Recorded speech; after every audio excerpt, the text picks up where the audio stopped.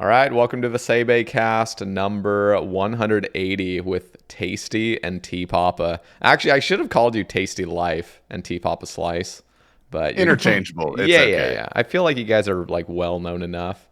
It just Tpapa Slice is my full name. Yeah. Life Your is my legal last name, so people call me by Tasty normally. What's your middle name? Sweet. Don't ask me that question. Sweet. You don't want to know the answer, buddy. There's some things. Don't open the box. So I'm excited to get you guys both on. Tasty, this is your third appearance, and Tpapa, your second appearance, correct? Yes. Damn, so I guess Tasty's better than you because he's been on more than you. So Yeah, Look, what we the heck, knew dude? that already, buddy. So first off, I just want to congratulate you guys on the successful takeover of Behemoth channel. This happened a long time ago. Technically, we don't have to talk too much about the behind the scenes, but it is more recent than most people think. But yeah, we've been operating the channel for a while now. Unpaid entirely for just until recently, right? Yeah, Dude, we're paying him to take over the channel, dude. We want the opportunity, you know what I mean? Yeah. It's been so great for publicity. Yeah, it's exposure. Just you're paying for the exposure. Exactly, dude. Yeah. Yeah, dude, we've been doing it for what now? It's like 8 months. Is it 8 months? Was it September of last year, I think? No, because it was right around TwitchCon Vegas. Because I remember we were going around and like leaking it to everybody. Because the initial premise was Behe was getting married, and so he was gone for a full-blown month. And we had been in talks to like take over the channel before that for probably like a good while. But it was like a sneak attack. They're like, it was July. It was July of last year. I was on vacation, and you messaged me, and you were like, "Dude, you won't believe what he just said to me, or whatever." You know, like we could get into the origin story in a sec because it's kind of fascinating. A lot of people ask me that all the time on my stream. But yeah, we were going around the whole like TwitchCon Las Vegas, and people are asking us about it, and we're like, "No, we bought it." And nobody believed us. Everyone thought we were fucking with them, dude. They're like, nah. And we're like, yes, we did. Was Behemoth just sick and tired of it? That's the vibe I got. It's just like daily uploads. It's like I just can't do this anymore. That's what it seemed like. Yeah, I mean that was definitely a part of it. It's a multifaceted issue because dude, he has a wife, dude. He has 2 kids. He has a full-time job. I don't think a lot of people knew that. But he's got like a whole life and family. And he was doing Behemoth entirely by himself every single day, which, like, I know the joke is that, haha, we just steal people's content, which we do. Thank you for paying my rent. But, like, it is a lot of work. You know, it's like at least 4 hours a day, up to like 6 hours a day in just pure man hours. And the dude was doing that himself with, like, all of that. So, yeah, he is definitely a little bit sick of it. And the way it spawned is I had, like, a decent relationship with Behe. Like I would send him clips every now and again. We'd chat or whatever. And this must have been in July, right, Tpapa? That's when I messaged you. Yeah. It was late July. It was almost August. Yeah. Okay. So I forget what had happened, but I sent him a clip in his Twitch whispers, and he responded in like 5 seconds. And I was like, oh shit. He says, "Tasty, I was literally just about to message you. Like, do you want to hop in Discord real quick?" And I was like, yeah, sure. Okay. And then he just like dropped the bomb on me that he wanted to sell the channel. And like like the base team were the first people that he thought of. And so like, it was just kind of divine timing. And like, at first it's such like a huge idea to wrap your head around. I was like, this is kind of insane. Like, I don't know if we do this, but then I brought it to Tpapa and Prison Joe and a few other people. And we like deliberated about it for a little bit. And then we just took the plunge, and it's like it was kind of fucking terrifying. It still is a little terrifying, but oh yeah, it's still terrifying. Yeah, it's still absolutely terrifying. Yeah. Was this like the first major acquisition in just like the creator scene in old school ever?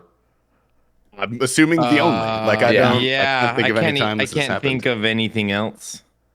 That's so strange to think. Like when it was brought up to me in Las Vegas, just the whole concept that you guys bought Behemoth, I'm like, I'm just just first getting that news going through my brain. I'm like, what? Like, I'm just like, why is this happening? Like, isn't there like some other way to kind of keep? Like, I was thinking on Behemoth's end. I'm like, Couldn't you just hire somebody else to like kind of do this? Like, isn't this like good? Is this like running to like, is somehow the business failing? Like, why are you selling this? Like, this is, but buying it, then my brain went into the other mode. And I'm like, dude, this is actually massive, because these community channels are like how people get their, I mean, at this point, get their news, but it's just like you're getting constant publicity from it. And it's just a massive endeavor. Like, it's huge at this point. And, is the Behemoth channel still bigger than RS Chronicles? Are you guys kind of like neck and neck? Ooh.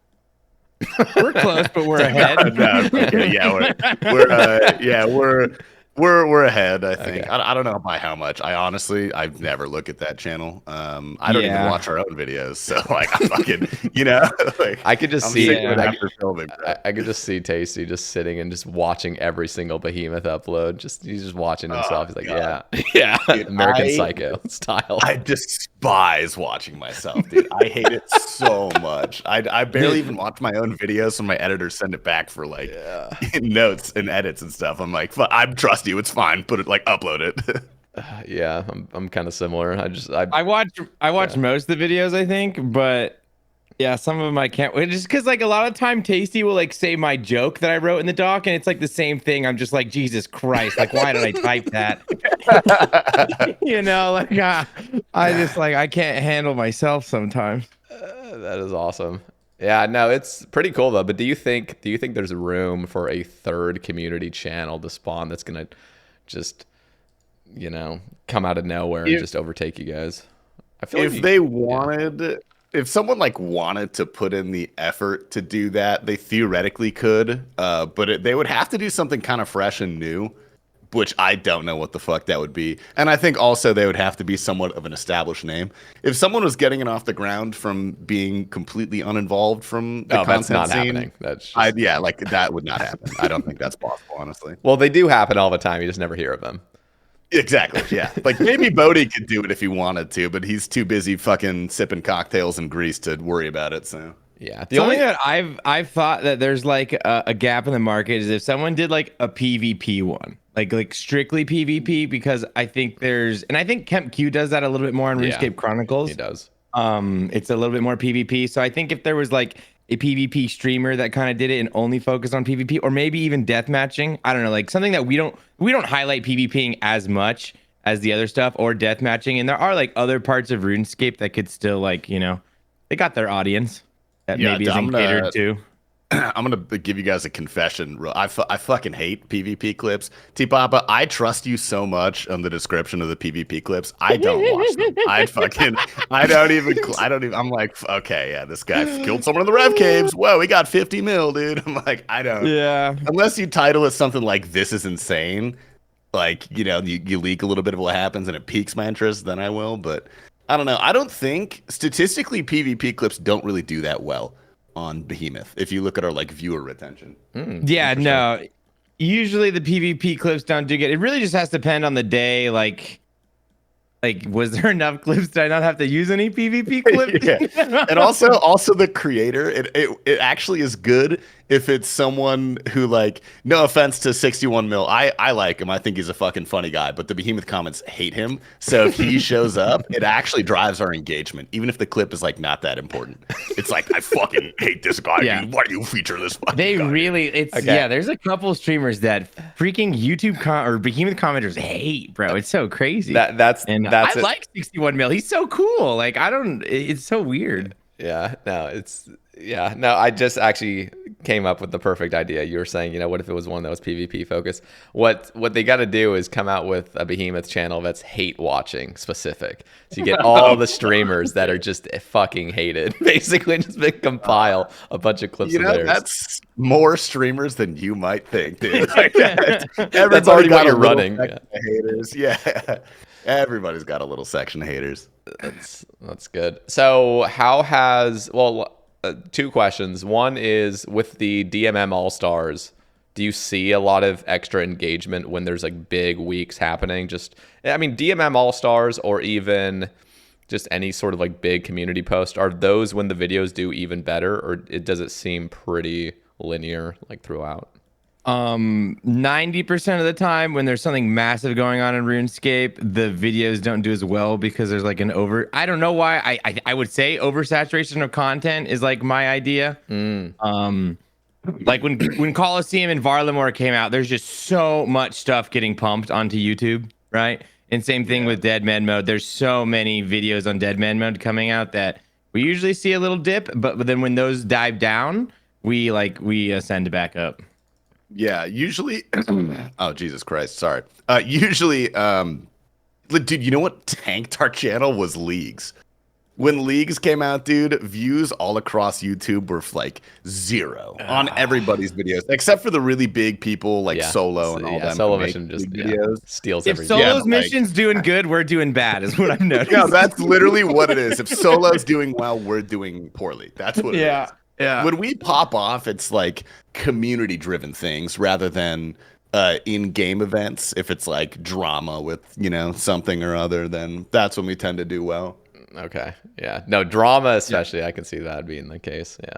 Like we try to stray away from drama. We've flew a little too close to the sun a couple times, and like I certainly regret like 1 or 2 of the videos that we've posted. So if it's really? like kind of harmless drama, it's kind of like funny or whatever, no one's really getting hurt, then we'll cover that because that's funny. But if it's like, communities are going after someone, even if they're in the wrong, unless it's like egregious, we tend to stay away from that pretty heavily. I think us staying away from that had a lot to do with like how Behe kind of ran the channel before. Like he leaned into that. Exactly. Yeah. So like when we came in, there's kind of like a little back and forth, like, okay, like we don't really want to do all the drama, right? But like that's kind of like what he did. He didn't, that was his thing. Like he would always cover the drama. Yeah. So. Yeah, and it was his channel, but like there were definitely a lot of times where I disagreed with how he presented a topic. I don't know. So we learned a lot from Behemoth's mistakes, and so now hopefully we're doing better. I will say to everyone on Reddit hates Behemoth. That's fine. That's totally okay. But the comments in general have gotten nicer since we've taken over. Yeah. Yeah, I try to stay away from that cesspool, but I check it every now and then. Yeah, I read the comments like briefly to make sure there's nothing like insane hate speech being spewed or upvoted. But for the most part, dude, when we first took over, I would read the comments every day. And let me tell you, there is nothing worse for your mental health, dude. Not a single thing worse for your mental health. Bad. So I really don't read them anymore. Yeah, I was the same way until probably about a couple months ago. I just had to like the app, like the YouTube Studio app, where you can easily see I had to go bury the app because I was So clicking on that app and refreshing comments like more than I was going on Twitter, more than I was going on any social media, and it was not healthy and it was not good. So I had to stop. No, it's not good at all, dude. It's really not. It's so addicting though. I know that feeling. It's incredible. It's so addicting, dude. The YouTube comments are so addicting. Bro, you know what's really good is like posting something on Reddit. Like occasionally I'll post like something on Reddit. Like just recently I posted the Sae Bae cast poster. All that, yeah. I'll just dude, I'll let it milk. I'll let it like serenade for a little bit. Just like, all right, let's just give it a few hours and see like what I come back to. And dear God, you just get a mix of just what the fuck? Like, damn, like who are these people on here? Just, I mean, for a fact if there is somebody refreshing the sort by new in the old school subreddit, there's something wrong with you, like in the brain. Hey, bro, that's me, dude. I'm sitting right here, dude. I'm sitting right here. Yeah, we're talking about you. This is not a Sae Bae cast. This is an intervention, actually. We're not recording doing that.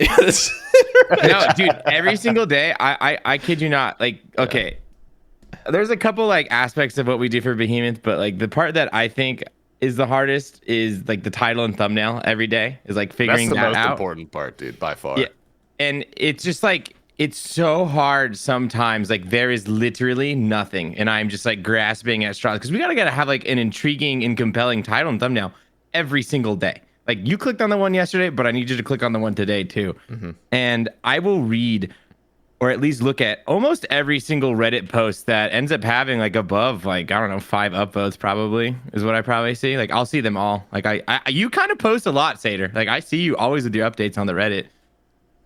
I wouldn't say a lot. What do you mean a lot? Dude, more than Calling any me other out. Twitch You're getting streamer, defensive dude. right now, dude. I am a little. I'm getting a little I don't annoyed. post on Reddit. What do you mean? I don't like your attitude, Tpapa. No, dude, I love the Reddit, man. I live on that. No, Reddit, okay, dude. so let me just say this. So I knew from let me just like take a step back, just rewind the tape a little bit. So this is like 4 or 5 years ago. I remember getting really bothered by when like content creators would post anything on the subreddit, you know. Oh, really? Like It's just like you're gonna, content or like what? yeah, like they're posting their own shit. Like really, dude, like you're gonna self promote here, like you piece of shit. And then I just realized You have over 10K subscribers. Grow up. Like, quit it, dude. yeah, but then I realized, you know, later down the line, you know, especially when like Swampletics was big, like, you know, I don't know if it was Settled himself was posting them, but one of his minions would, one of his minions would post it, just like, oh my God, Settled's new video, and like 3 other people would do it, and it's just getting huge. So I'm like, okay, there's clearly some element of it that is appropriate to post, and so then I started like kind of changing how I perceived, like, you know, kind of self promotion on the platform. But nowadays, when you see how much just exposure you get from one post on there, it blows your mind. Like that, I posted. What did I post? Your third age one. Yeah. Oh, the third age one went crazy. I mean, that one actually got 300,000 impressions. Yeah. And then the Mod Ash cast I posted on there because that feels relevant to post. You know, it's a community, like it's a JMod talking a big JMod on the cast. And I mean, that one got like 250,000 impressions that people are seeing that. So like, I understand how valuable of a resource it is just to get eyeballs on some of your stuff, but you can't overdo it. But at the same time, I understand like how, but it has the potential to get like, you know, hundreds of thousands of impressions. But most of the time, if it doesn't just do good right off the bat, it's just tanking. It's just not going to go anywhere. Yeah. But I'm a fan of posting occasionally, you know, if it's relevant enough, because I understand the value Like, of eyeballs. The Redditors, you know, like they're pretty newbie, but I love them, dude. They're great. They're fun. Anyone that posts on that Reddit, they're pretty lost, but then you got you come around with the third age post, so.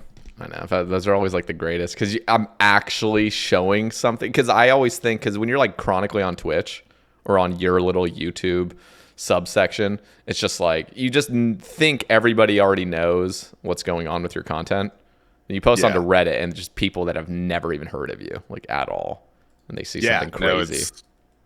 It is kind of crazy because we get on average like 50,000 views for a Behemoth video. And when you think about, we upload every single day, that's not the same 50,000 people. That's probably like 1 million, 2 million unique people per month watching those videos, which is like crazy to think about. So yeah, it's a humbling realization to realize you are so much smaller than you ever really think you are. Because, you're obviously involved with your own content every single second of every single day. And, like, you'll put out an update in a video or, like, a Twitter post or on a YouTube community, like, something or whatever. Like, saying something important that you think people should know. And then, like, with Behemoth, we made several videos like, hey, guys, we're taking over. Expect us from now on. We talk about it all the time online. And still, to this day, 8 months later, we get comments, where's Behemoth? Where did he go, dude? And it's like, fuck, man, it's been a year. How did you not know this yet? You guys did that whole transition really, really smoothly. First off, you guys deciding to keep the name Behemoth was just brilliant. And I wonder if you guys ever went through discussions with that. But before I let you answer, I also liked that you guys eased into it, where it was still Behemoth running the show, but you, Tasty, were just coming on as a guest. And it just felt a lot more natural for you to just kind of fill in. Well, that was the plan, because he was getting married. So he was like, let's do this as like a little transition period. Like, just say you're hosting while I'm gone so people get used to your face. Yep. And then when I come back, I'm like, hey, guys, they're actually here to stay. So it worked pretty well. Yeah. What about to answer the name? your other question? We did have a discussion, but it was very short. We were like, there's no reason to change it. Like, that would ruin all of the recognizability we have. It's almost like that's what we were buying. But at the same time, it was like, that was like my concern was like, it'd be like buying Torvesta in a way. Like, we're buying a name. We're buying Behemoth. We're buying like who he was and his personality, and we got to be him now. And I think we did a good job of like transitioning it from a person to like an entity. Yeah, you really did. I mean, I would also make the argument that it's not totally analogous to buying Torvesta, because when you say Torvesta, people think of, oh, I fucking smited for an AGS. But like when you say Behemoth, people think of the channel. You know, they think of the highlights channel. True. And so it was definitely easier than buying something like Torvesta. I had a person come into my chat like last week. He's like, dude, why don't you change your name to Behemoth? And I was like, because I'm not Behemoth? He's like, yeah, but you're on the channel. And I was like, yeah, that's the name of the channel. Like, I'm TastyLife. And he's like, you should be Behemoth. And I was like, why are you engaging with this clown? Dude, I love chat interaction, dude. Oh my God. I love it. It's so I live for it, dude. You should actually do it. Like, just unironically change your name to Behemoth. That would just for April Fool's Day. I'll do that. I'll talk to the kick people like, yo, let me change my name for one day. Oh my gosh. Be Behemoth for a day, dude. Oh my God. Now, and I guess we'll talk about it a little bit. Me and Tpapa are still Twitch fiends, but you and obviously tons of other creators moved over to Kick in February of this year, and a lot. I'm pretty sure the vast majority of them got re-signed just recently. Correct? Yeah, no, I just resigned. I would say about 90% of the people who switched over did resign. I'm not gonna like speak on people's contract details. Yeah. Very few people were not offered a resign, and some people left of their own accord, just because it wasn't particularly right for them. Because a lot of them were not streamers. Like a lot of them were YouTubers, and like that. You know, no offense to YouTubers, but they're not necessarily good streamers. And vice versa. If you're a good streamer, you're not going to be a good YouTuber necessarily. Yeah. And so I think people wanted it because they're like, oh, you know, free money. I can just do this. And then they do it and they're like, oh, this is way different than I thought. And I actually don't want to do this. So yeah. Like, I get it. But yeah, like 90% of people stayed. And I could definitely understand, like, if you're streaming once a blue moon and then you're like, oh my God, I have to now stream 200 hours a month, and you're streaming to 10 odd viewers for 10 hours a day, like just sitting there, just getting paid an hour. That's not particularly enjoyable. Yeah. Yeah. No. I mean, the money's coming in, but at what cost? Yeah, exactly. So how has it been for you though, personally? Oh, I've really liked it actually. From the streamer side, there's not a single thing that Twitch does better. Like for me personally as a streamer, like I have a lot of contact with actual Kick staff. They're very responsive. They take a lot of care of us, or good care of us. They answer, all of our questions. I have a direct partner manager. Obviously, like the money is the biggest reason most of us sign, because it's for almost everybody. It's like a substantial pay raise over what you would get on Twitch. From the viewer experience, there are definitely things they can improve on, and that's a lot of the stuff that I talk to the Kick staff about. And like I said, they're very responsive. There's a lot of things in the works that I know of to improve the viewing experience. There's no ads, which is fucking fantastic. Because, dude, I'll load up Twitch like every day. I'll load up Twitch and Kick. And then as soon as I get an ad, even if it's one of my friends and I see like 4 minutes until I could watch the stream, I'm like, no. And I just completely close out of Twitch. It's like, and I'm not mad about it because I take the maximum ad contract every month on Twitch now. I have like 7 minutes set up. Oh, that's not maximum anymore. It goes way higher than that. You can manually set it to 22, I think, per hour, 22 minutes. But yeah, the contracts they offer me, I click the highest. I see. Yeah. No, I mean, it totally makes sense. And for me, like I have Twitch Turbo. So I don't even see ads. I don't know what people are suffering with. But when I hear that people are actually sitting through 3 straight minutes of ads or 4 straight minutes of ads, that just makes no sense. It's awful. No, because it's so bad. Really, that is your game plan, Twitch, is to just inundate people with 4 straight minutes of ads every 20 minutes or every 30 minutes or whatever. Like that is ridiculous. There's got to be a skip option. You have to, like, YouTube nails it when there's an actual skip option, even if it was after 10 seconds. Just watch this, then you click. It feels like you have a little bit of say in this, Yeah, well, dude, ads on stream are way worse than ads on YouTube because it doesn't pause the stream.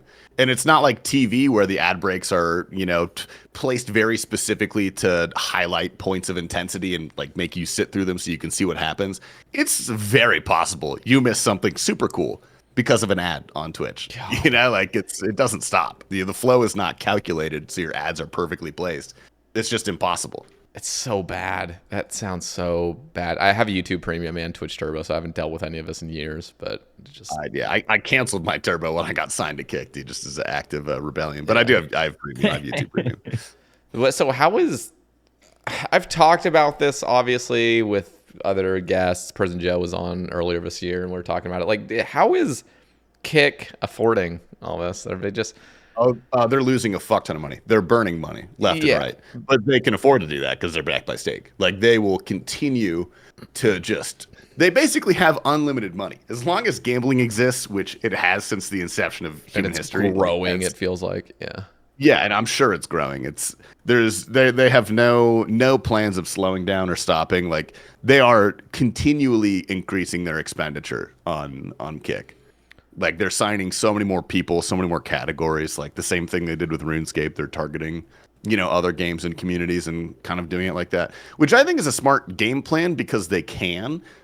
But I don't really know what the long term goal is. I can't really speak to that. Yeah, they must have some. At what point, like, say you beat Twitch and Twitch is dead, are you no longer paying people? Like, I'd like to know the exit strategy. Well, that won't happen. I would be shocked if Twitch died. But I think Kick does have a lot of room to grow. But it's like they're never going to overtake Twitch just because of like the community. That's the reason YouTube streaming never took off and kind of fucking sucks. Is because the community's not there. Yeah. Like it sucks. That's a good point. Yeah, I wonder if they're just seeing a super, super, super long-term vision where they just understand that content creation is just exploding everywhere and you want a piece of the pie in the next 2 decades or something. And so the only way to do that is to just go fucking crazy right now when it feels like it's already exploded and the explosion's over, but it's still just exploding. Like content creation is just so massive. I mean, if you want to be as cynical as possible, you could say that their long-term plan is to always just shove money into Kick to ultimately bring people to like Stake or another gambling website or something, which, you can have your own moral problems with. I won't even argue that, but it's like they're in it for the long haul from what I can tell from everything I've talked to about with all the staff and everything. So have you guys ever like, I'm assuming the answer is no, but I just wonder if Kick ever has some sort of say of like, hey, you want to promote some gambling or something on your stream? You get a little extra little paycheck on top of what we're already paying. I've been approached by Stake. They've offered me. Interesting. What are they? I guess you can't probably say much, but I haven't signed any fucking paperwork. I'm not sure how much they want me to talk about. I haven't taken it. Obviously, I haven't said flat out no because look, there's money when the money is so big. It's just like. No, the money is absurd. Like it's ridiculous. I heard back when who was it originally? I don't know, but there have been streamers when I hear of their gambling contracts just to like gamble on stream basically to, however many viewers. Like it's in this, 7 figures amount to just gamble on stream. Yeah, the train wrecks. He was making millions. Oh yeah, I mean he is the partly owned Kick. Yeah, I think to some degree. Yeah. He definitely has a stake in it. No pun intended. Interesting. Yeah, it's just wild though how much you just know how many people are losing so much money to gambling because of how much they're paying people to advertise gambling. It's just crazy. Gambling is like, dude, that's so much money. Like they're making billions, bro. I mean, Vegas makes billions. Literal billions. Stake is the largest international. Like we don't have Stake in the United States. I guess you can VPN into it, and I think that's what people do. But like Stake is like one of the harder things to gamble on in the United States. But globally, I'm pretty sure it's the largest in the world. And I'm sure, yeah. Dude, I see and, like, I see their logo on like in like MMA fights and stuff. It's wild. Yeah, Yep. Just yeah. everywhere. Crazy. Well, we'll see what happens with Kick. I mean, it feels like now they kind of have to keep this train going. So do you think you're ever like, do you think this is the last contract you're going to have, or is it just going to keep going just perpetually? Just they're trying to maintain you guys? Oh Like, no, it'll keep going. I don't have any, hard proof of that, but just anecdotally, Oda Block's been on there for 2 years or whatever. They're actively going out to acquire more streamers and stuff like that. And from everyone that I've talked to who has taken contracts, like not even in the RuneScape category, but just all throughout, like they've always been reoffered a contract. So I mean, I don't know. I'm not. One of the big reasons I took it is because like I'm fairly diversified in what I do. Like I have my own YouTube channel. We have Behemoth, obviously. So even if Kick does go down in a burning fireball, like it's not that big of a risk for me. I can go back to Twitch and like certainly my metrics will take a decent hit, but I've got everything else as well. So it's not a massive risk for me like it is for some other people. that's a good point. So let's talk a little bit about Based After Dark. Congrats on over 100 episodes, by the way. That is right. Yeah, 102, 101 now. But Yeah, something we like filmed our that. 100th in Orlando. That's right. Triple digits. That's pretty wild. How is the I mean, I've had people from Base After Dark talk about the podcasting, just how it's going and everything. But how are you guys liking it? Are you liking the whole switch up that you guys did a year back where you decided to not like have RuneScape guests on? How's that going? And then how's the whole Patreon exclusive thing? Oh, also I want to say doing Patreon exclusive content is a phenomenal idea. I did one episode, that Based Orlando Sae Bae cast popped off. Yeah. It tripled like my monthly pledges. It's crazy. Yeah, Oh, no, really? it Nice, is. dude. It's a good idea, dude. It Just is. straight up tripled it like across the board, Yeah. like YouTube membership and Patreon. It's really cool that like when we introduced the Patreon, I didn't really have much expectations, but like it has only grown. Every week the number goes up. Like we have not had 1 week since we started the Patreon where the number went down that I remember. Do you remember, Tasty? No, it's there were a couple crazy. weeks where it stayed the same, but like consistently we get 2, 3, 4 new patrons every week, which is, I mean, that's like awesome, obviously, because that means our thing is growing, but also because it means we're producing content that people think is worth, $5 a month. Yep. No, Which is a good feeling. It's a good feeling. that was the best feeling from it. Was I was scared to even have an exclusive episode because I had never done one yet. And I'm like, I'm going to publish this episode that I think is really great, and I want people to just listen to it. So making this exclusive kind of sucks already. Like, I want people to listen to this one. But sending it and then realizing, you got a bunch of people willing to actually pay for it to listen, like, that was a good feeling. It's like, that's really cool that people are willing to do that. So, yeah, but... it's definitely a scary kind of dive. But, I mean, when you think about it, it's not that much of a risk. And the only way you're going to continue to grow your brand and presence is to like take small risks like that, calculated risks like that. Mm-hmm. And sometimes they don't work, but sometimes they do. So yeah. And it's really cool because the Patreon money you guys get pays for the events that you guys host. Which are just phenomenal. It's kind of sick, yeah. Yeah. Are we I guess we already talked about Based Orlando in the Based Orlando cast, so we don't have to share too much. But are you guys going to TwitchCon, by the way? Yeah, I'm probably gonna go now. Yeah, since RuneFest got canceled. Yeah. That's I was on the fence anyway, but now that RuneFest is gone, 100%. Yeah, I'm interested to see how this year's TwitchCon is gonna go because I feel like this one was slated to be pretty empty because of RuneFest, so people made their plans around not going to TwitchCon. Mm-hmm. And now it's kind of like a shorter notice to get a trip going like that. But I think it's going to be smaller than the other ones, but I still think it's going to be pretty sick. Are you one guys of the doing bigger things is, well, yeah, that's like it. We have usually the second we hear about TwitchCon, we're on Airbnb that day and trying to get the best house, but that boat has sailed.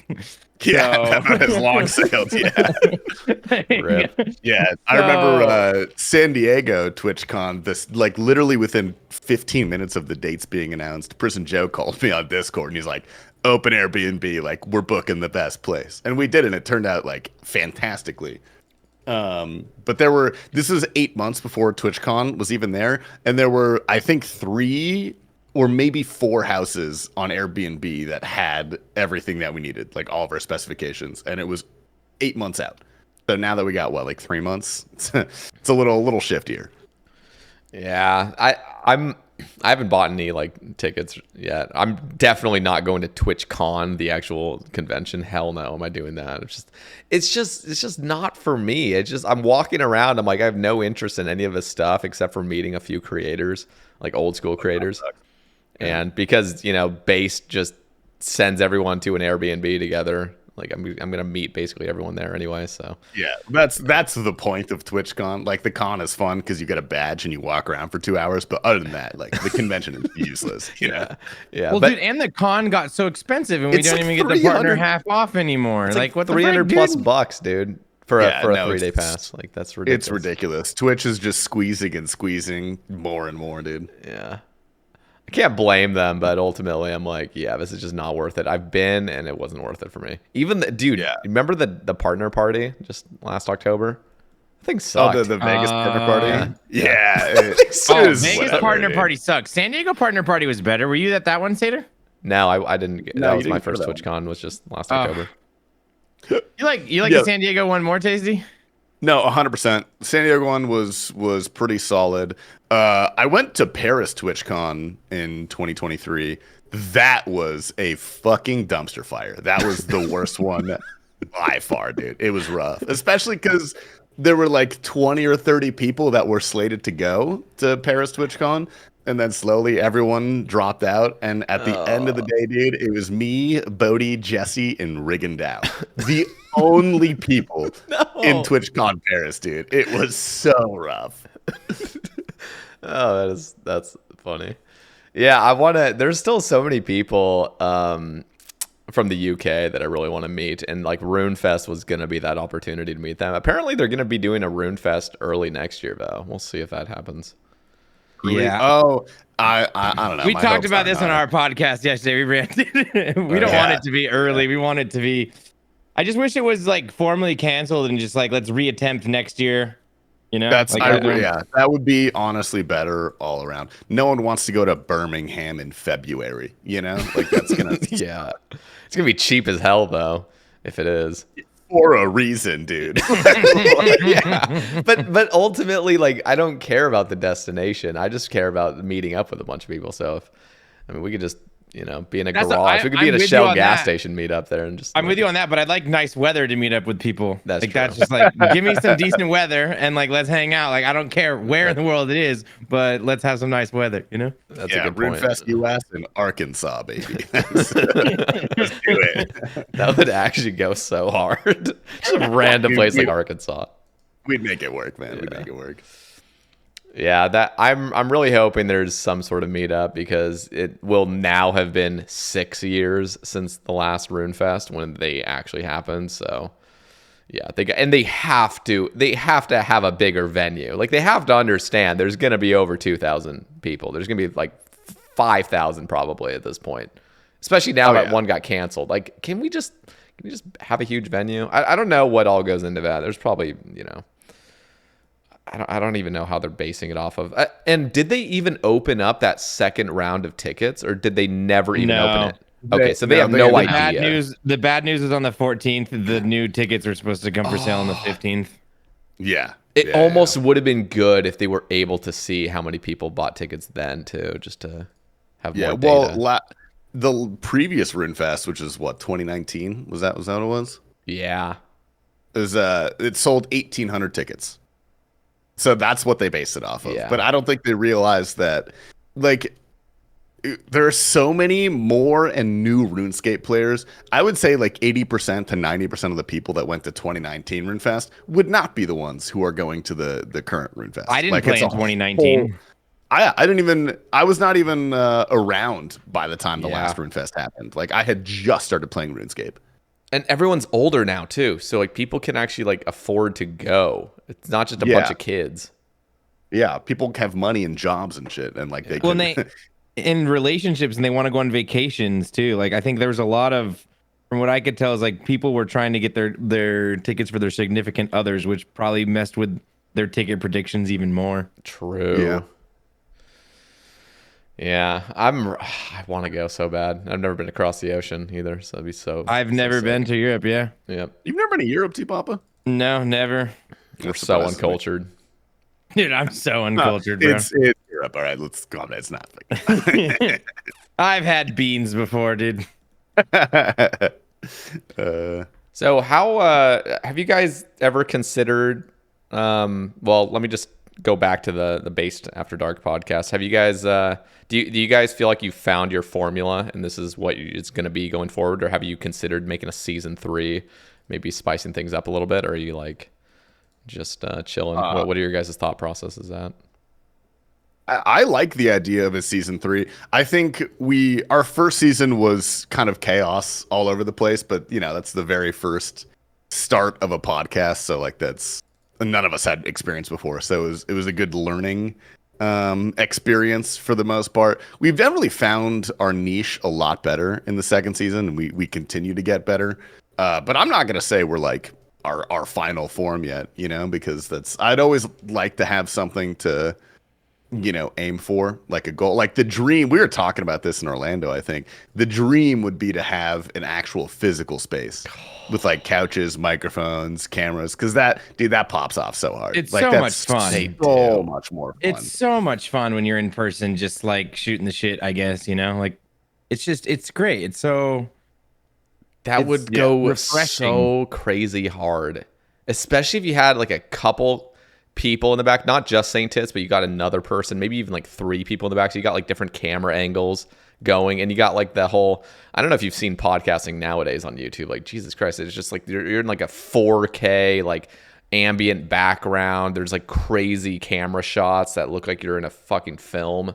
It's going crazy at this point. So if you could get something like that where the quality is just through the roof, that would just go so hard. Yeah. That would be the dream, but obviously with our podcast, there's a lot of barriers in place. We would have to get real big before it would justify any of us like moving to a different state and setting up something like that. Even beyond the monetary, like we could afford it with somewhat relative ease with the income from Patreon and stuff like that. But making it worth it would be, you'd have to have a significant monthly income for that. One of the coolest things that inspires me, at least, and it should inspire any podcaster, is just seeing how podcasts actually grow. Like everybody's podcast, basically, the first 100 episodes, they're a nobody. Like nobody's heard of them. Yeah. Nobody's ever heard of them, basically. And then you just keep doing it. And sometimes you get a break. I mean, it's still luck at the end of the day. You got to get like those, well, there's some element of luck, but there also is like just getting big guests on. Because that's usually when podcasts blow up. A podcaster gets a huge guest on or a couple huge guests on, and then those episodes explode. Yeah. And I don't know, podcasting is more like YouTube than it is like streaming, where like it's not even about those massive breaks. It's just about consistency. Yeah. If you look at growth graphs of other podcasts and stuff like that, like there's usually not a massive increase and then like slow growth. It's just medium all throughout the consistency. Like you just keep going with it. That's true. Yeah, that would be so sick though. Especially like if that was just like the full-time gig going, you know, like that pays for everything. You just have a podcast, and then at that point, if you really were close, you could have, you know, 2 or 3 episodes a week. Just really start pumping them out because you're just there in the studio. Like, why not? I don't even know if I'd want to do that though, because sometimes like week to week we don't even have that much more to talk about. So I think there's a balance between quality and quantity that we try to keep, That's true. relatively balanced. I guess the 2 to 3 is like I'm thinking of like flying out a guest and having them on. Dude, imagine that. Imagine actually paying for a guest to fly out. You get them dinner, go on the podcast, and it's actually worth your time and your money to like do that. That would be such a cool experience. Yeah, really disappointed you didn't fly us out for this one, Sater. Yeah, what the hell, man? You guys actually are here in my apartment right now. You're just sitting back on that futon. Yeah. That would be the wildest reveal of all time. Dude, what a You switch turn the that could camera have on, been, like, dude. hey, we're here, buddy. That would actually be so cool. I still have, I mean, besides based Orlando, there's actually a few people in the Pacific Northwest that are old school, like either creators or just players that play this game a lot, and it would be fun to talk to, that actually live around here. I'm like, you know what? One of these days, I'm actually just going to upload a cast, and they're going to be in my apartment, and we're just going to be talking the shit. Cool as hell, dude. Yeah, is there anyone, like, specifically you're thinking of? Like, who? I don't know who lives up there. I mean, well, No Monkey and Hedron, his girlfriend, came up to Oregon just like a couple weeks ago. And I was thinking, unfortunately, it was my birthday week. So I was like kind of having some plans already. But they flew up to Portland and I was like, dude, I'm going to drive up there and like we're going to go get lunch together. We were in DMs talking about it. And then I was like, dude, how cool would it be if I got them and to do like a live Sae Bae cast or something? I'm like, no, it's just weird. I'm not even going to ask. It's just weird. And it didn't work out anyway. But that probably would have been like a really cool thing to do. There's, I don't want to like start naming names, unfortunately, but there's a few people. Don't dox people. I will dox No Monkey though. He lives near me. You guys have met, like, right? Yeah, we've met before. He's like 15, 20 minutes away from me. So, dude, we'll get him on an episode of Based After Dark. I'll shove him in my room. We'll get him in here, dude. That'd be great. Dude, how's your new house, by the way?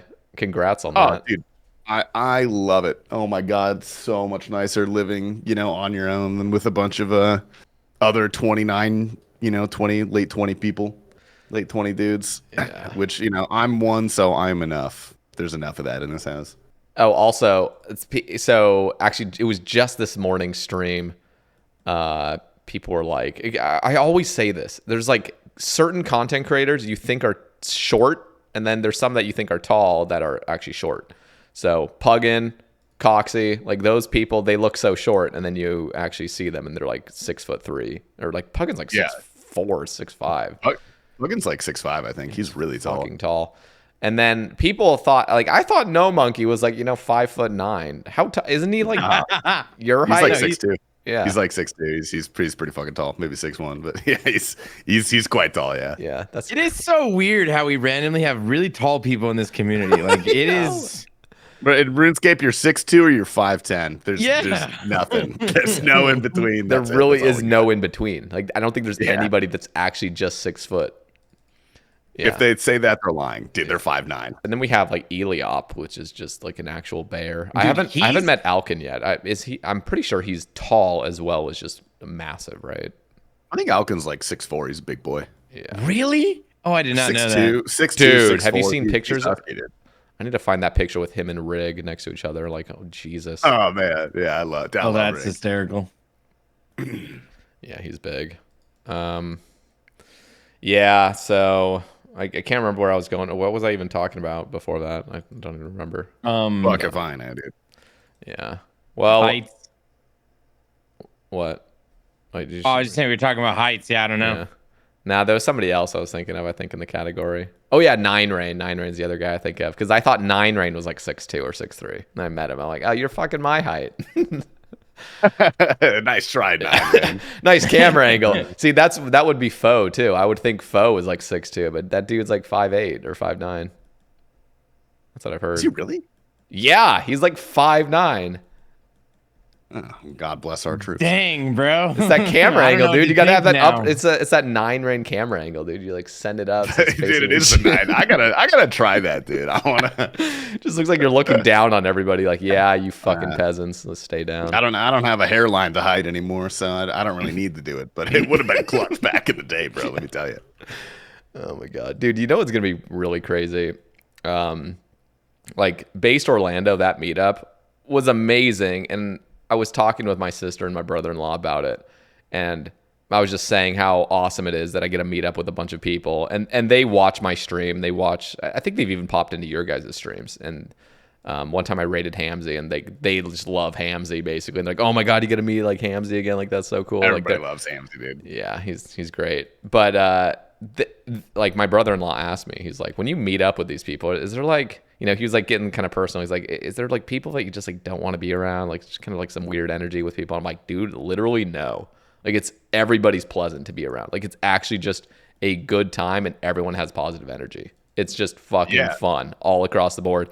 And then I told them, because it kind of came to my mind, I was like, you know what's crazy is that we're all older, so we don't have like these little, I don't know, we're not bickering about like stupid stuff because we're all just like later 20s or early 30s, some of us. And then I also said we don't have kids, like none of us have kids. And I was like, that's probably a reason why like we're just a lot more like easygoing. I don't know, but that's gonna change. I mean, that was the whole point of like Based at the very start too, is to just get people that kind of match the vibe, you know. And that's what all of our meetups were. We're secretly vetting people to make sure they were cool. But even at like great events, like giant events, you know, like TwitchCon or whatever, there's almost not a single person I've met where I was like, wow, this person kind of sucks. Like everyone in the RuneScape community who makes the effort to go out to those things is generally pretty fucking cool. Like almost everyone can have a good time, you know? Yeah. There's something special. Yeah, Tpapa, when you get is the next when's the year when you're gonna have a mini Tpapa? Oh, bro, dude, I don't know. I'm not ready. You guys know me, dude. None of us are ready. Keep wearing condoms, man. Let's fucking, you know. As soon as you have a kid, you're kicked out of Based. Just get out of here. Oh, dude. Yeah, I mean, you know what it's like growing up religious, bro. Dude, that's what I wonder. On the case, bro. You know, they're always just they're always after you, trying to get. I think my parents are pretty respectful, low key. But just like everyone else is just like not, you know? Yes, not. No, it's just that culture. It's ingrained in you too, because I bet even Tpapa has a subconscious feeling like he needs to have kids. I actually don't, because my parents like they were not really. My parents had me really late, like so. Really? Yeah, I think my. Quick math. I think my mom was 27. My dad was 30 something. Maybe my mom was 25, 26. And that's late. That's late as hell, by the way. 25, 26 in Mormon culture. I was about to say that's not late. What do you mean? It is. Well, that's what I'm saying. So I kind of grew up in a relatively normalized kind of age range, and my parents. I hear inklings that like my sister will tell me that my mom will be like, "Yo, they need to have a kid," but my mom would never say that to me. Like she, you know, they're pretty respectful. But like everyone else just loves asking how your unprotected sex is going once you're married, dude. It's just like you coming in my daughter or what, bro? It's just like what the frick, dude. It's so weird. You're just like sitting at dinner and they just like want to talk about that, and I'm just like, bro, like. Dude, you should see my Puffco, man. I can't have a kid. I got 20,000 dabs on that thing. Like, I'm not ready. Like, oh, that's so interesting. Like, I'm pretty sure, like, my parents, dude, my God, like, my parents are both like super like active Mormons. So all they want are grandchildren, and they only have one grandchild. That's my sister and brother-in-law.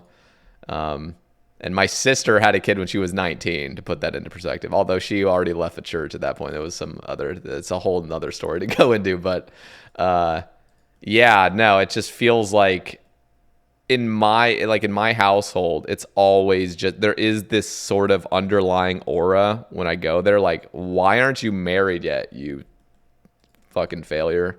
Like, why don't you have a kid? You're not even married. You're right. That's even crazy. Like, I know. No, when you're 29, unmarried in Mormon culture, dude, I remember growing up. Like, yeah. Listen, when I grew up, my dad's brother, so my uncle, we would make fun of him. Well, it was just because it was just part of the culture. Basically, my dad was like, yeah, my brother didn't get married till he was 30. Like, he's a fucking failure. Like, he's a degenerate. He didn't get married till he was 30. That seriously, that was like in my mind of like, yeah, my uncle Danny, like, he is actually just a failure, you know? He got married so late. Like, what the hell was he doing, man?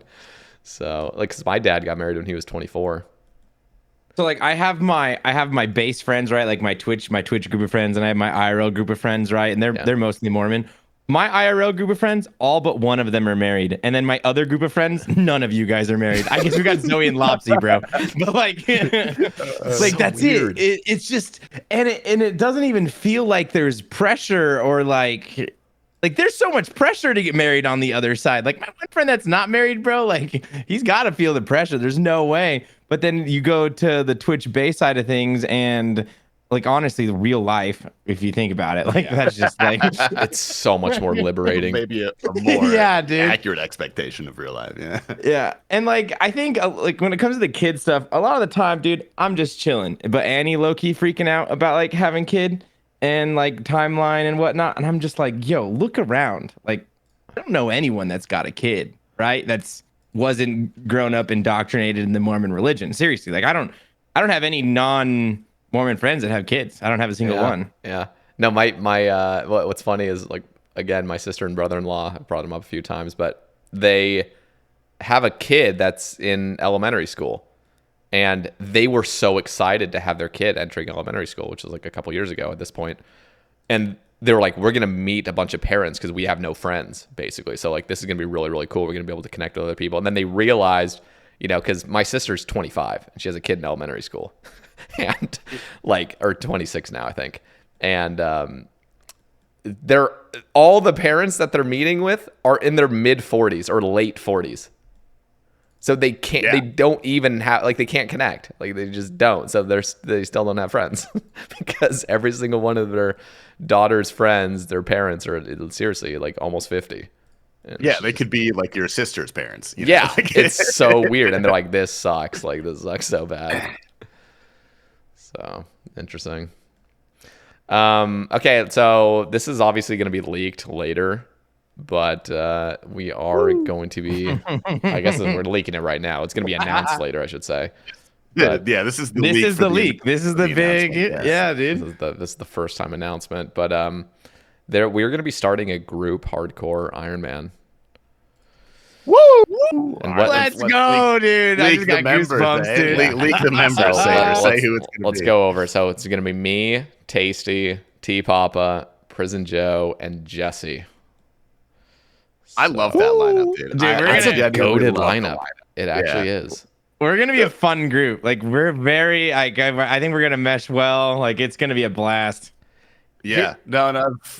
Yeah, go ahead. How are you guys? Okay, so let me just say this because when the last time I was on the Base After Dark podcast, I was just like, you know, you guys were kind of talking about the group hardcore stuff, and then I got reached out to later about like, dude, we're actually gonna do this, and I got so fucking excited because I have been playing the same account for like 7 years at this point, and it's just, I don't know. I don't even know what it's like to play the game now at this point. Like actually play RuneScape, like traditional RuneScape of like, you know, going off Tutorial Island and having a good time.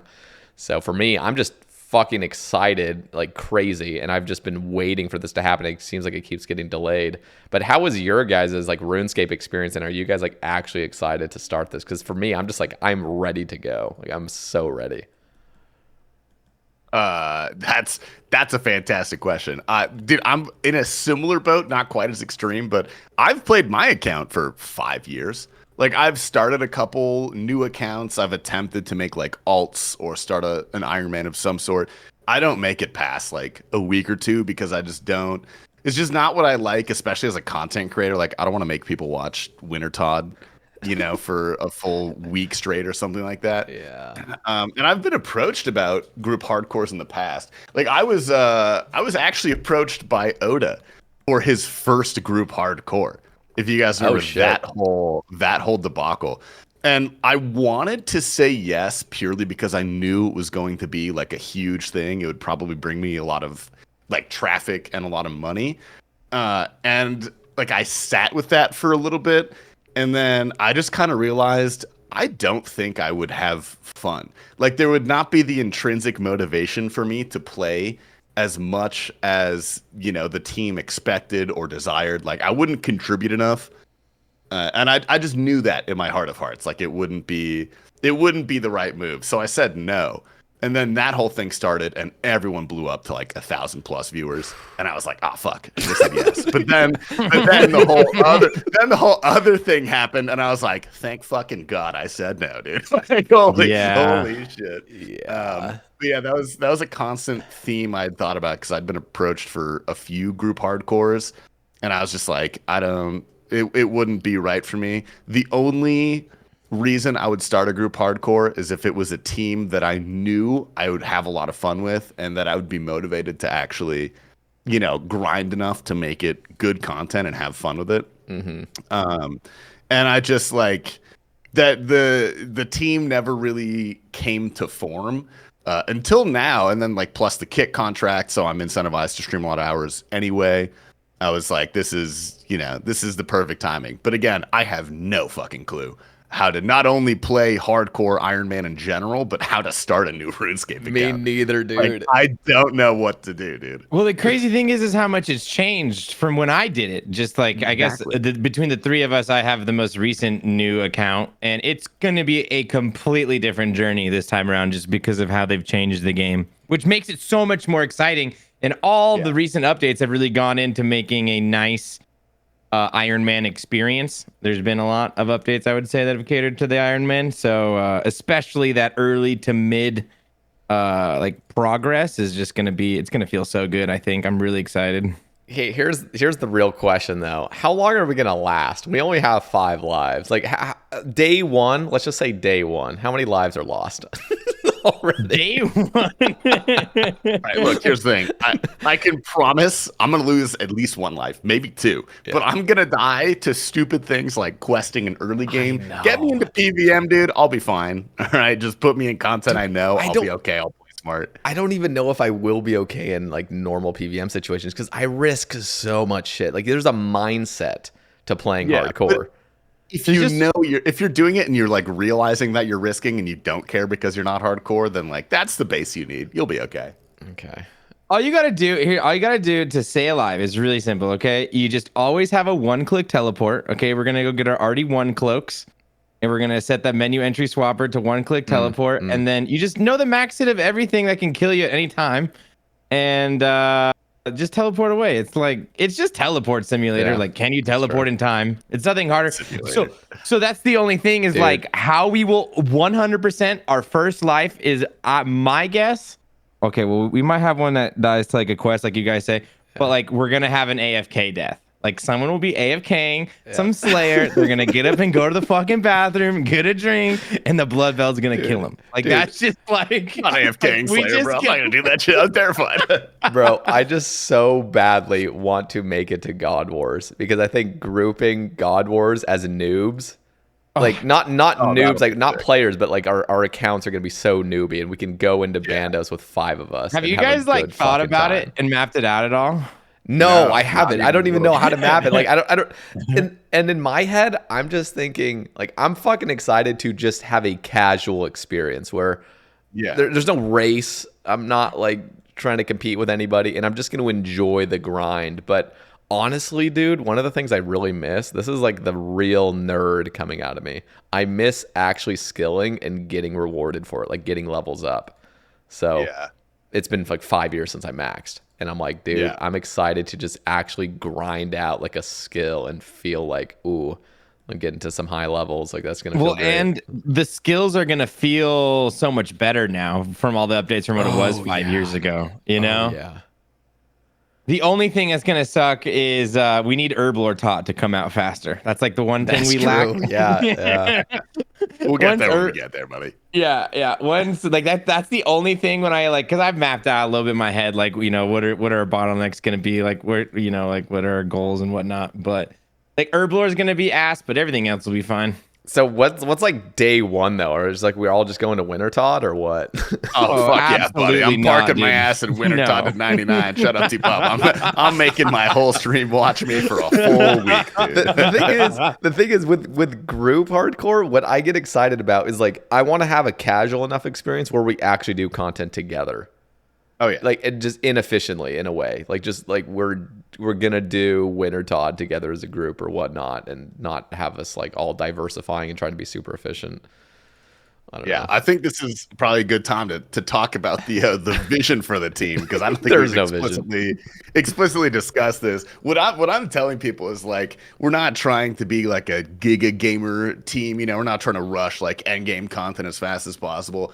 I want it to be a good blend between actually achieving things. Like it's gonna be sick when we all get to top together and stuff like that. Like that's gonna be insane.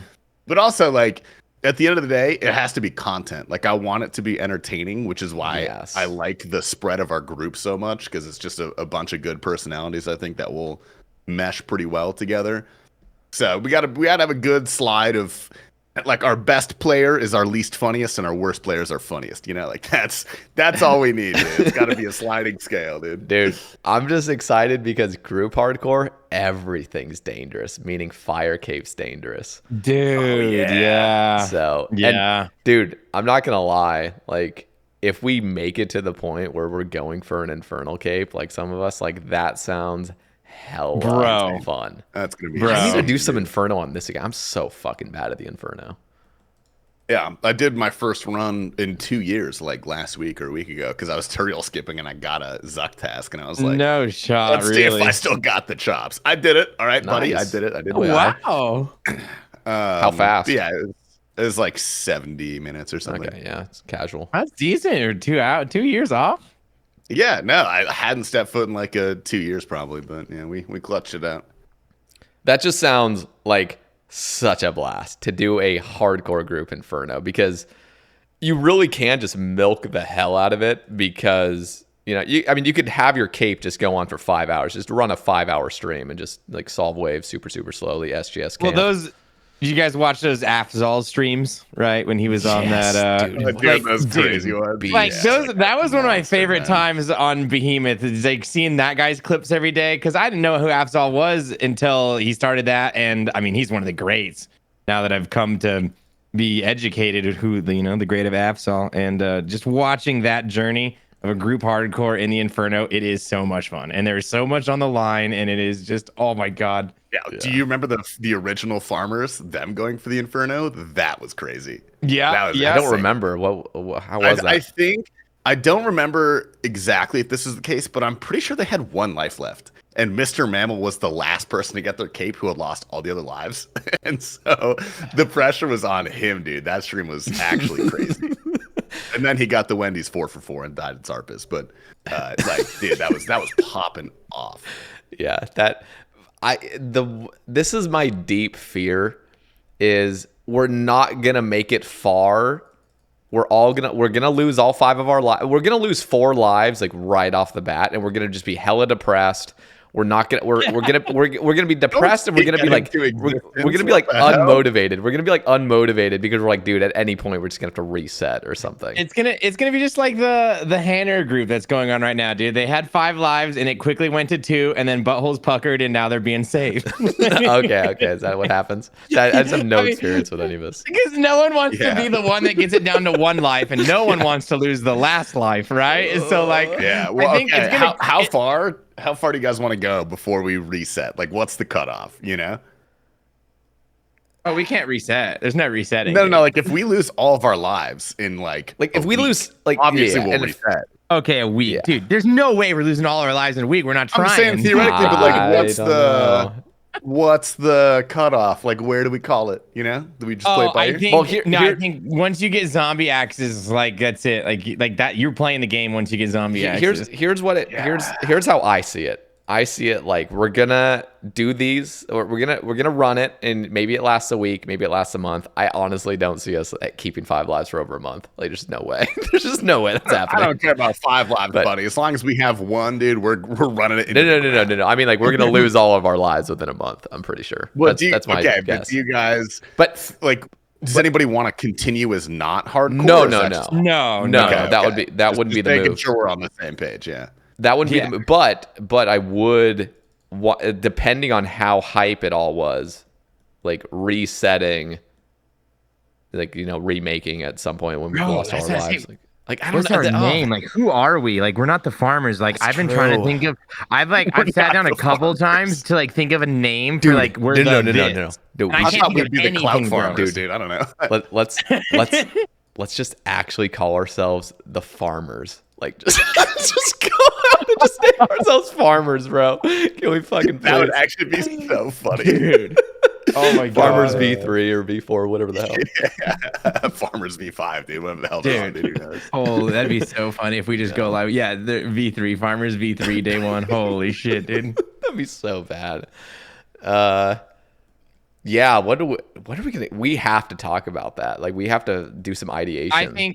I think like a really fun route, if we're thinking like maximum fun, we get zombie axes and then we're all in perilous moons, because that's like group content. You know what I mean? Oh, yeah, no, for sure. If we all go get zombie axes, then we can all go do perilous moons, and we're just having a blast in perilous moons, dude. And that's fun. It's still risky. It's gonna be risky. Hella for us, risky for sure. at a low level. Yeah. Yeah. And you don't even get good food. Like, isn't your food like shittier too at lower levels?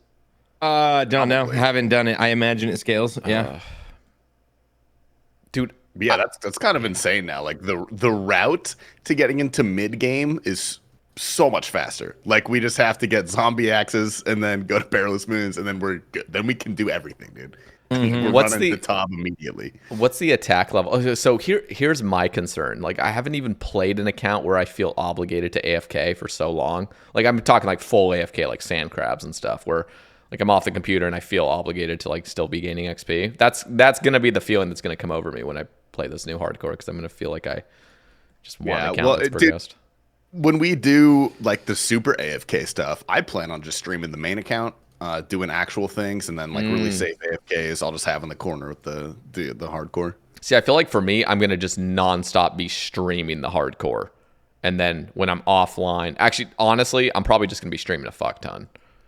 Yeah, offline, I'm gotta still get doing a the kick AFK deal, stuff. buddy. You gotta get over here, man. No, it's okay. I mean, if you run enough ads on Twitch, you're getting a good monthly or a good hourly pay anyway. Yeah, dude. Do you know what's I hate to harken back to the ads. You know what's fucked up about the ad contracts on Twitch, though? What? I don't know if you guys remember when they first rolled them out. It was right around the time of TOA release. Do you guys remember that? I remember making a lot of money. No, they paid good initially. Yeah, my first ad contract, like I'll leak it just so I can tell. Like, I want to give people the scale of how shitty they got. My first ad contract was stream 80 hours, and I got $4,500. Yep. For 80 hours on Twitch on my first ad contract. And obviously the viewers were like way up because it was TOA. I think the average that month was like 1,200. But then now, dude, it's like a couple $100 a month, if that. It's fucking stupid. Yeah. What is it? Is it just there's not enough advertisers willing to pay? They just realize like this platform sucks for ads. Like, it feels like Twitch is great for ads, but what happened? Twitch, I think, rolled that out with really good splits for streamers because they knew everyone was going to take it, so they just got everyone used to taking it. And if you look at the fine print of how it works, they say they give streamers 55% of ad revenue, but the asterisk is after Twitch takes its cut for like, I don't know, server costs and, the unmentioned costs. They don't tell you how much the cut is before you get 55%. So I think they just gave us like way more of the ad contract at first, and then just started increasing their unnamed fee, and then just continuing to give us 55% of a smaller and smaller pool. Yeah, no, it was actually like when they were rolling that out initially, I'm like, bro, this is fucking amazing. It was so sick. Yeah, dude. no, it gave me hope. I was it like, made me, it was like sustainable now. Like, this is really sustainable and dependable income.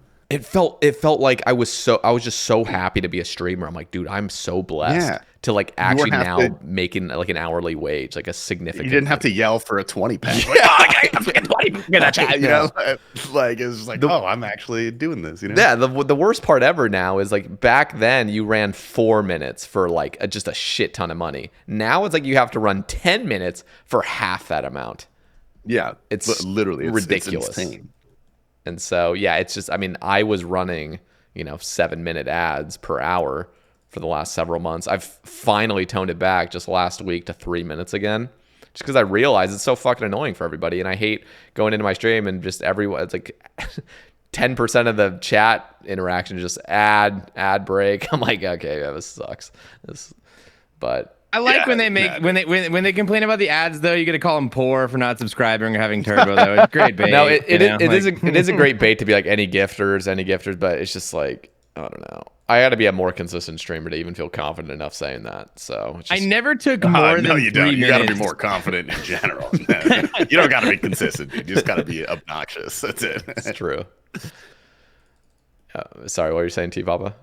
Oh, I never took more than 3 minutes, so I never got like as you took higher minutes, it would always like try to push more minutes on you. Yeah, so I always just took it just to get rid of the pre-rolls, because like as the viewer, I always hated the pre-rolls the most. And like if you Go ahead. Oh, if you just run minimum 3 minutes an hour, then you get rid of pre-rolls. So then people click on, they don't get immediately hit. Yeah, because you get 2 minutes of pre-rolls no matter what. It's like 1 minute of ads every 30 minutes. So if you took the 3 minutes, it's an extra minute of ads. But like if I click on a stream and I have ads immediately, I click off. I don't watch it. There's no way. Yeah. I mean, the main reason I even got Twitch Turbo in the first place was for mobile. Like the fact that I had to sit, like I want to watch a stream for fucking 10 seconds and say hello, but I have to sit through this bullshit. It's just like, no, can't do this. So yeah, we'll have to figure out what our name is going to be for that group. But and the other thing is, like, one of the reasons I'm so excited to make a group hardcore is just because it's going to be a completely different experience for me, and I'm going to be I imagine, so goddamn motivated to just stream, because when you play the same account for so long, and not, I mean, I guess it's a little bit different maybe for Tpapa, because I feel like playing a hardcore, you always kind of have that excitement, kind of like danger and risk associated. Yeah, you guys are gonna love hardcore when we start doing some fun stuff. I think there's nothing more so fun. Much like to go for, dude. Yeah, well, yeah, there's so much content we can go do, and it's just like your life's on the line. Like when we get to, like, I don't think we're gonna feel it as much when we have 5 lives, but when it starts to dwindle, and if we're at 1 of 5 lives, and Jesse's at Jad, like, let's go, bro. Like that's gonna be sick, dude. Dude, we should have some forfeits. We should have like some forfeits if you like lose a life. 100%. Oh, that's a good idea. I like that. Yeah. Are we gonna do? Okay, wait. Yeah. Can I to the comments of this video? If you guys have any name suggestions, leave them down there. Yes. Oh yeah. Great. Yeah, I like that. I just realized, half of the team is streaming over on Kick, because I was gonna say, doesn't Twitch have like some like stream together kind of like thing? I don't know if anybody uses that though. Dude, there's actually like It's a totally third-party useless. site that's multi-stream that I think maybe could put both sites together. I don't know. I don't know how that works. I think I know what you're talking about. The partner streaming on Twitch is basically useless. Just have 2 tabs up. It's the same thing. I see. But yeah, there is that third-party website where you can put all like 4 or 5 streams on the same page, and then like cycle between the chat boxes. But I don't know if it works with multi-platform. Are any of you planning on making videos for the hardcore group? I've been debating. Yeah. I don't know. I just thought about it last night. I sat down and was thinking. Well, dude, it's such a struggle making good YouTube videos out of stream content only. Yeah. It's so hard. So it's impossible. Unless you're like a fucking genius and you plan out your stream like specifically so that it would make good YouTube content. You can do that, but I've realized over the years that I've tried to do it is that the way my stream is set up is just not conducive to that, because I'm all about chat interaction, so I'm always talking to somebody. Yeah. So if I like put a clip in, like I get a big drop and I'm in the middle of talking to someone, it's a shit clip, because the people on YouTube are like, they have no context for what I'm talking about or who I'm talking to, and they just feel left out, and it's not good content. So I don't know. I think there's a complete way of doing it, because I've just been watching all these clips for Dead Man Mode, right? For Behemoth, and like so many of these creators are making videos with their streams, and like watching how they do it, like you got to switch into YouTube mode almost, like like you're going back and forth. You can't like turn a Twitch stream into a good video. You have to be like going into your YouTube voice and YouTube voice, but like going into, you're catering to your different audience. It's a completely different group of people that you're talking to, and you need to recognize that. Yeah, there's very little crossover, honestly. I'm like debating going down the stream on YouTube and Twitch simultaneously.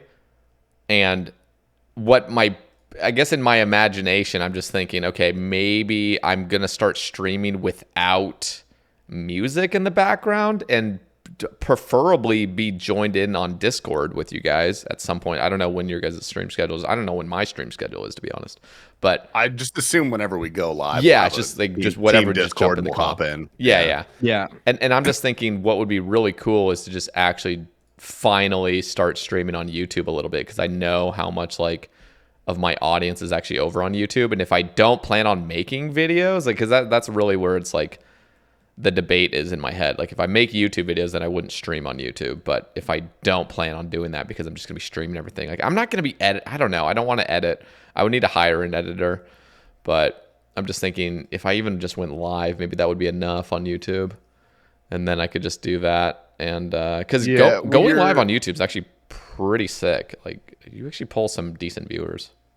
Yeah, and your VODs are saved like as videos, so people can just watch the VODs on YouTube, and they generate ad revenue and everything like that too. Yeah, so. they do. I think I've done one live thing, and it was just as much revenue as a normal video would. So yeah, if you're sending like 8-9 hours of stream content, then it's it's a pretty big boost. That's true, dude. I think that might be the move. It's just gonna be a little bit weird streaming without music, I think. I mean, I could just have the RuneScape audio going, I guess. But what? So you can't? Why is it? Because DMCA issues on YouTube, you can't do music. Here's the thing: is like you can. There's a way to make it so you have music on Twitch, but yeah, if you have music on YouTube, your video's demonetized. It's just like not going to get any money. Yeah. So, and I don't want to be listening to music and then having half of my audience over on YouTube, like me, like looking like I'm jamming out, and like people are requesting songs and stuff, and I'm like, you guys hear this, right? Like this is awesome. Yeah, no, so I just feel like I would just go silent mode the whole time. Maybe have some RuneScape music in the background. YouTube is a stickler about that too. I've done like 4 live streams on YouTube in my lifetime, and they're at the very start, like early 2021. And I still get like DMCA and copyright claims. I got one 2 weeks ago, dude. It was like, this video has been flagged for copyright and is now demonetized. And I was like, what? And I looked and it was a 4-year-old stream of like me doing corp. And I was like, okay, cool. Dude, you know what DMCA'd me on Twitch the other day? I got a notification. You got copyrighted, not DMCA. Yeah, sorry. Yeah, I got the copyright thing while I was playing Elden Ring. Weird. What? How crazy is that, dude? That's ridiculous. Like what? That's got to be an error. I have right? Like I had it just like the email like just came through the other day, and it was like during the Elden Ring part, and I was like, did they take one of those songs and they're copywriting it now? Like I don't know. It was mind boggling. Interesting. Mm-hmm. Yeah. Wait, so actually I want to kind of talk about YouTube a little bit because you guys both have your own channels, but you guys also do Based After Dark and you do Behemoth. So what do you guys, are you still kind of on that YouTube grind, or what's your YouTube plans looking like? Start with you, Tpapa. Oh, dude, good question. Like I was making, I made the Lord of the Rings like series almost like as a hedge against Behemoth, like if we didn't buy it. And because I had to do something, and Behemoth just ended up taking up so much of my time. And I think I'm just now starting to get like really like getting it dialed in where it's not taking in as much time. And like the last week I finally sat back down and like started scripting again and like getting ideas. And so, yeah, it's going to come back. And I really just started to, grasp it mentally and how I'm doing it. And because I would like to make videos about the group, but like also like, there's so many hurdles like we just discussed. It'll be coming back soon for sure. Probably within the next month or two. We'll see. Okay. That's about where I'm at. Yeah. That's cool. What about you, Tasty? Yeah, no, I'm still like my YouTube channel is absolutely taking a back seat, especially now with Behemoth and stuff like that. But I still try to upload like 1 or 2 videos a month. But it's like, dude, the time, especially with the Kick contract, I'm streaming like 8-9 hours a day. YouTube and Behemoth is an extra hour a day, and then trying to do like the rest of my real life, it's super tough to fit that kind of stuff in. But I try to take every Saturday and Wednesday because those are the days that I don't stream, and I'll do as much YouTube content as I can. And I don't know, I've tried to do my best to integrate like filming a YouTube video while I'm streaming on Kick or something like that, but you're so limited to what you can do and make it a good video. Like I'll stream my Sweaty Sundays. I'll do those, live. I'll do the 8 hours. But even then, like that's still a lot of work on the back end to turn that into a YouTube video because I got to get all the clips. And I don't put my voice. I don't like just do clips of the live stream. It's almost all voiceover and like me just rambling about things. With just the footage is the only thing I actually grab, on stream. But yeah, I'm cooking up a pretty good YouTube video right now. Now that I've got my, I guess, routine a little bit more in order, I'm trying to put out more like actual concept videos and stuff like that on YouTube. We need that. It's We need more of those videos of you pretending to live a life of a high level skill and stuff like that. Dude, I sat down last night and thought of some concept videos for like an Bro. hour. I got some banger ideas I gotta tell you guys later, dude. Like, oh yeah. yeah. It's For sure. finally like I underestimated how much Behemoth was gonna change my life. Oh yeah, yeah. It's Like- not even like the hours as much as it is like the consistency. Like it's every day. You know, it's 100%. so That's much. like, well, at first when we first initially switched over, Behemoth does the weekends now, which is really nice. But when we That's so first nice. switched over, dude, there was like it was 3 months straight, I think, about like what we Probably without more a than break. And it Yeah. was just like it was a lot of work, and it just like it throws your whole schedule out of whack, and it made YouTube hard. But it's time to get back on the horse, you know. Yeah. Asterix, I know, just he edit every single day without a Yeah, break. Like no, he is a wild. monster, Yeah. dude. Asterix is insane. Asterix and the Skull do they're every day because they work with us and they work with Behe on the weekends. So Jesus Christ. Okay, Yeah, they're They do animals. work for other YouTubers too. Like Yeah. they even work with like ChemQ and stuff like that on Chronicles a little bit. really? Oh dang. Asterix doesn't, but I Oh. think Skull does like thumbnails and stuff. But yeah, there's no non-compete clause, so it's okay. We let him out of the cage sometimes. So I don't know if you guys are involved in the merch of Based. Because I now am in talks with somebody to like open up my own store because I actually have some products I want to sell. With those posters especially. But I'm just wondering, like, do you guys see what's going on? And do you guys have your own personal merch? Like, have you guys ever touched merch at all? Like, do you guys know how that works? Papa has, yeah. yeah, I did merch when I did my first subathon. I launched the subathon with the merch, and if you bought the merch, it added time to the subathon. So that's how I launched my merch. I did it through Fourth Wall, and I probably spent like a couple $100 kind of like ordering every shirt and Oh, figuring you out what order the it and then best you have shirt to send was. them out. No. So Oh. I ordered. So it goes all through them essentially. But I ordered every type of shirt that they had to figure out what the best shirt is and the shirt that I want to wear. And so I put a lot of time into that, and I figured it out. And then, dude, funny enough, that's like the shirt everyone uses now. I feel like I found that shirt. Yeah, thank you. When I Yeah. launch merch, I'm using that one, so I'm not Yeah, paying you it's for the that. shirt. But thank you. It's the shirt that Mitchie Fox uses. It's the shirt that just like Zoe used. It's the shirt Prison Joe used. Like I found the good shirt, and now everybody uses it. And yeah, it was pretty. I would say it was a fun process. It was like really easy. Not gonna lie, with Fourth Wall, it was really nice. Is Fourth Wall the like company that has all the products, or is that just the way you're selling things? And like, how do you have like your own store, or are you just using like Streamlabs or something, or like some? Yeah, I have my own store. You can maybe get a site with them, but it's pretty easy to hook up your own site. Like I have tpapa.shop. I went and got that. Okay. I don't remember if that was necessarily hard to hook up with Fourth Wall. I'm pretty internet savvy, so it was like I don't remember it being difficult. But yeah, you kind of like you upload your designs through there. You pick the shirt you want to do it on, and then you can set the prices, and they take care of everything. Like it was a pretty painless process. That's dope. Yeah, I'm like concerned because I'd imagine it would be easy to get like t-shirts and stuff, but for me it's like posters. Like I don't know if because for me, like, you know, we have those 3 Sae Bae Castier posters, and I'm like, do people just want paper or do people want metal posters? And like I just don't even know because I have no data on this. I'm like, would people prefer to have a nice laminate or metal poster if it's like $80? Or would they want something that's just paper that's like 20? So Don't use display. Just fuck I'm that not guy. I'm Don't not use- fucking using display. Yeah, no, they're awful. Why are they don't work? First of all, they take no. all your money.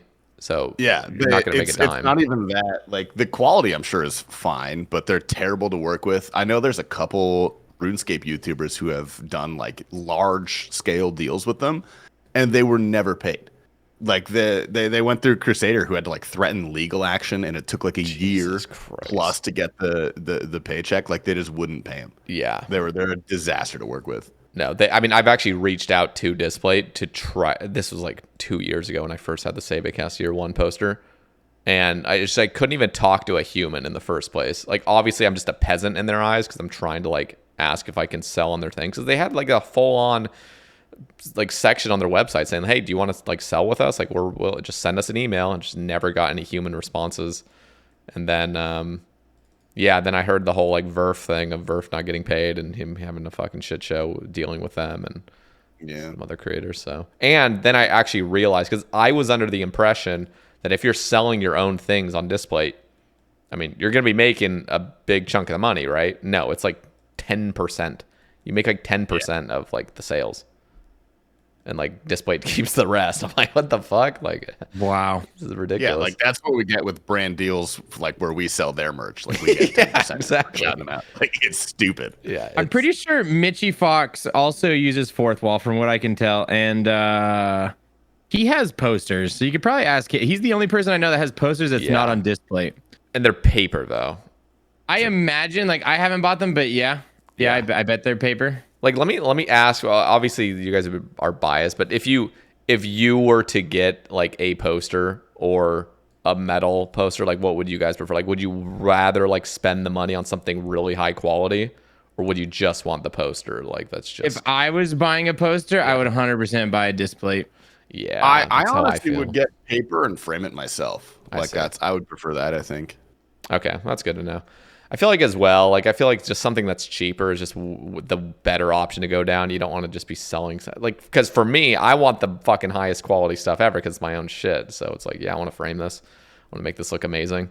But for the average person, I'm like, yeah, I can't see somebody forking out $80 for one poster. Just I'm too lazy to go to Home Goods and get a frame and frame it. Like, if Annie wants to do that, hell yeah, dude. If not, I'm buying the Display, bro. So do you guys know on Based's and how that merch works? Like, do you guys see any of the analytics, like how successful it is? We use Fourth Wall as well, I think, but no, Saint Tits usually, he's our executive producer. For those unaware, he handles all the merch stuff. It is cool though that YouTube has that whole like side panel, like when you're watching a video, just like you can scroll and see all their merch right there, right below. It seems. Oh, and I love buying creator merch too. Like it's like a lot of my clothes are just creator merch. It's fun wearing their stuff around. I want to go and get like the wait, what's it called when you have like the shirt like stitched on, embroidered? Well, embroidery is expensive. Yeah, but I almost am like thinking, I'm like, dude, I would love like some, because I don't know exactly what my designs are going to be for just like basic Sae Bae merch, not Sae Bae Cast, but you know, like that little like the channel point symbol, like that Joan Cornella like little baby that I have. I was like, dude, like my sister actually brought up the idea. She was like, dude, if you have merch, you need to get an embroidered little baby, like with a little like fucking channel point symbol next to it, like just embroidered on there. I'm like, dude, that would go hard. I think Fourth Wall does like small embroideries, right? Our Based B polo is embroidered, correct? Yeah, it looks like it. Well, at least the hat. But, the hats have to be embroidered. Yeah. Embroidery is like way better in general because if you just screen print or whatever, it's it's gonna fade over time. Mm-hmm. But the manufacturing cost is a lot higher, so the shirt's gonna be a lot more expensive if you embroider. Which again is like the balance of how good do you want your merch to be? Like obviously you want it to be the best, but are people going to buy it if they're paying $200 for a hoodie with a PNG of a fire cape? Like, yes. But for me personally, like when I've bought creator merch, I always wanted to just be super high quality. I remember buying Adwa merch. It was just like this little emote of like the little egg, just like half his head basically sticking out. Yeah. And that shit faded in like 2 days. It's just like the worst fucking quality. I'm like, not a huge fan of that. I want the good quality stuff. All right. I want to go to these Twitter topics because we got a few from some people in the community. Yeah, send it. Okay. Prison Joe asks, where's Behemoth? In a basement, locked up. He's in a basement. He's chained up, dude. Yeah, that's my favorite little... Dude, my favorite little bit. I know Tpapa knows about this, but on the videos where I host, like we get that comment all the time. And so one time, Prison Joe commented, "Where's Behemoth?" And like obviously he's part of Behemoth and he knows, but he got the most heartfelt response. It was like a 4 like paragraph essay about how Behemoth has a life and a family, and you just didn't have the time to devote to it. It's so funny, dude. To prison It's so Joe, funny. dude. It's like Oh the my top God. comment. And now whenever Behemoth hosts, sometimes I'll be like, "Where's Tasty?" And I'll comment from my own account, dude. That's awesome. I have to pee really bad. All right, you want to break it? Yeah, let's take a break. Yeah, dude, I passed 15,000 pickpockets. Actually, I think I'm at like 16,000 pickpockets. We going for blood shards? It's a 1 in 5,000, and I've only received it twice. I'm only down to like 8,000, bro. Like I can't go into top without that, bro. Like what the fuck, bro? Honestly, Good thing your weapon only hits once, so it's fine. oh, dude, is this gonna be fucked when I get a scythe? If True. Renegades asks, forget who asked St. Tits the worst thing he ever smelled. That was a great question with an even better answer. What is it for them? Did you guys hear that, by the way? That whole... No, Oh, what's the God. worst thing St. Tits ever Well, smelled? Well, St. Tits was fucking graphic. It was just him, like, basically in college. He was like some chick he met on Tinder, like, went into her apartment and, like, her pussy was just fucking rank, basically. And it was just, like, so bad that he but he actually ended up, like, just leaving. Or he got kicked out by her because he was like, you smell Not what I bad. thought you were gonna say, dude. I thought you were gonna be. He actually ended up not caring. Dude, for me, like I went into great detail. I'll send you the clip if you're interested. But Tpapa would only know about this. But you remember scout camps? Yeah, Like going on scout camps. Do you remember Kaibos? Fucking like man-made bathrooms. Oh, okay, Or, yeah. Obviously, all bathrooms are man-made, but like the fucking outhouses basically just looks like wooden things with like just a pit in the ground. Yep. Yeah. So I just described that because that was the worst smell in the world. Yeah, those are bad. They're bad. What about you guys? Do you have anything that immediately pops out to you, Papa? Yeah, like there. Okay. So there was this one time when I was on my mission in Mexico, and there was this dead dog in a canal. Oh, Okay. I thought you were gonna say human. Those two, not this time though. This was a dead dog. the dog smells worse. Yeah, dude. And we'd walk by it every day, and it just started to. We had to walk by this dog. Like it was in this canal. We had to walk by all the time, and it started to get like bloated, and it was just like ballooning, dude. Like it's just like. And one day. One day we get to the canal, dude, and I don't know if it had popped recently or like if Oh, dude. or like if it had popped within the 24 hours, but like it had popped at some point. No. And bro, dude, like I can't even like you guys know like the smell of death and like the smell of Yes. rotting flesh. Like it Yeah, was it's that. Impulsive. Not good. But just like on a like, cause you'd walk by it every day and it would smell like it would have that death rotting flesh smell. But like that day was just like different. Like it was so horrid and so awful. And that was the worst thing I ever smelled. Yeah. A sobering reminder of death on your way to save people's lives through Jesus. And we did save lives, bro. 275, dude. I'm unstoppable, bro. As long as they're on those church records, they're saved. See, Sater knows, Real dude. and Let's true, freaking go, dude. They're on the ledger. They're going to heaven. They're buddy. on the ledger, That's baby. what St. Peter Yup. reads before he lets you in, dude. He's like, "Are you in this book that Tyler gave me?" Like, let's find out. Dude. They are, dude. A lot of them. I hooked them up. I've got them on the book. Dude, it's all about the guest list, bro. Are you on the guest list or not? Like, I don't think I'm VIP in that section yet, dude. I gotta work on it, dude, man. I can get you on that list, bro. I can get you on that list if you need. No, it's okay. It's fine. Don't worry. We're good, dude. That's chill. That's chill. Don't worry about it. I do. It's kind of. I guess this answer counts. I feel like all you guys are referencing dead and decaying organic matter. Yep. That was not mine. Let me set the stage. This is actually before I studied abroad in Mexico. Funnily enough, when I was in college, I lived there for a summer, and it was like 2 days before I was gonna leave. I was still in the States, And I went shopping for all the essentials I was going to have to bring. I got like shampoo, body wash, etc., etc. And I didn't fully like pack it the night before I was supposed to leave. Like my bottle of shampoo was just on my nightstand. And I went to bed that night and I woke up at like 3 or 4 in the morning, just absolutely parched, as one does. And the shampoo was a very similar shape to my water bottle, and it was dark. And so I take the shampoo, I unscrew it, and I take like a big swig of shampoo. Oh my A god. massive, which let me tell you, I've tasted a bunch of gross things. That is the worst single taste I have ever put in my mouth. It was this burning chemical acid. Like I nearly puked. And for the next probably like 4 or 5 hours, the only thing I could smell was that burning chemical scent in my nostrils.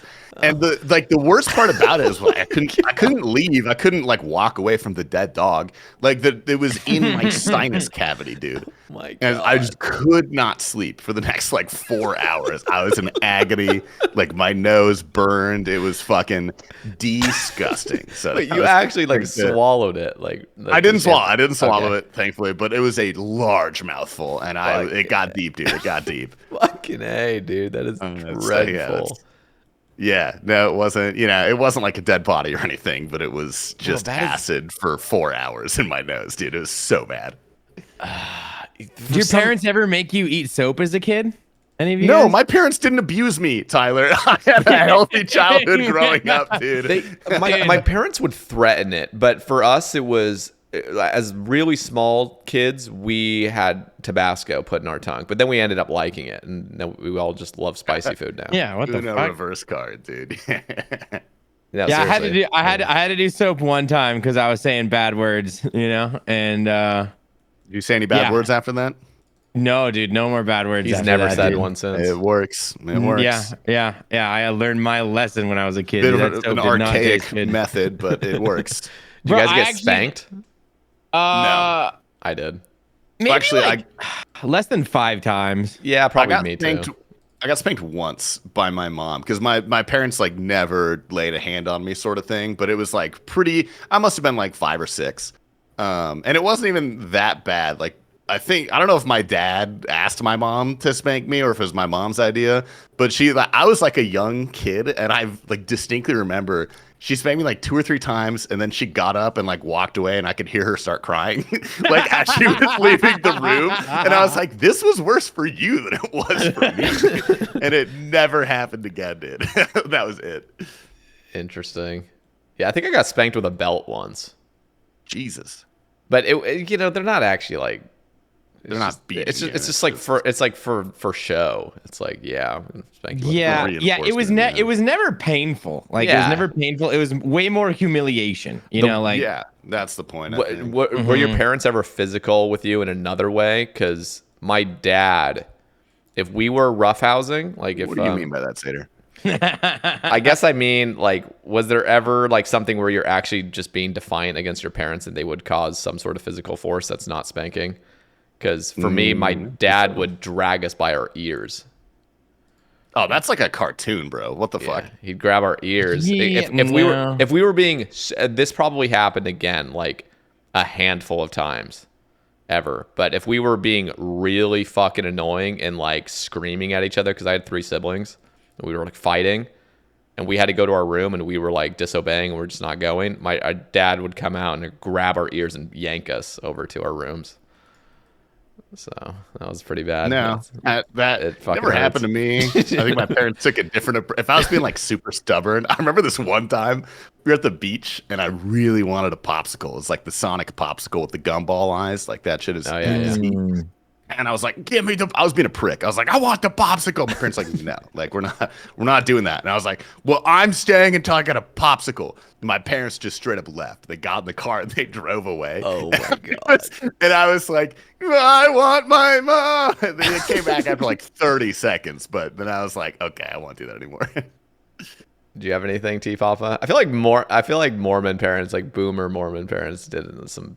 They'd beat their kids, honestly, Like in the name of Jesus. So yeah, I washed my mouth name would out go. with soap once. That's why I said that. I like remember that still. It was like foamy hand soap, you know, like you'd have like in your kid's bathroom. I used that. Oh, jeez. Ew.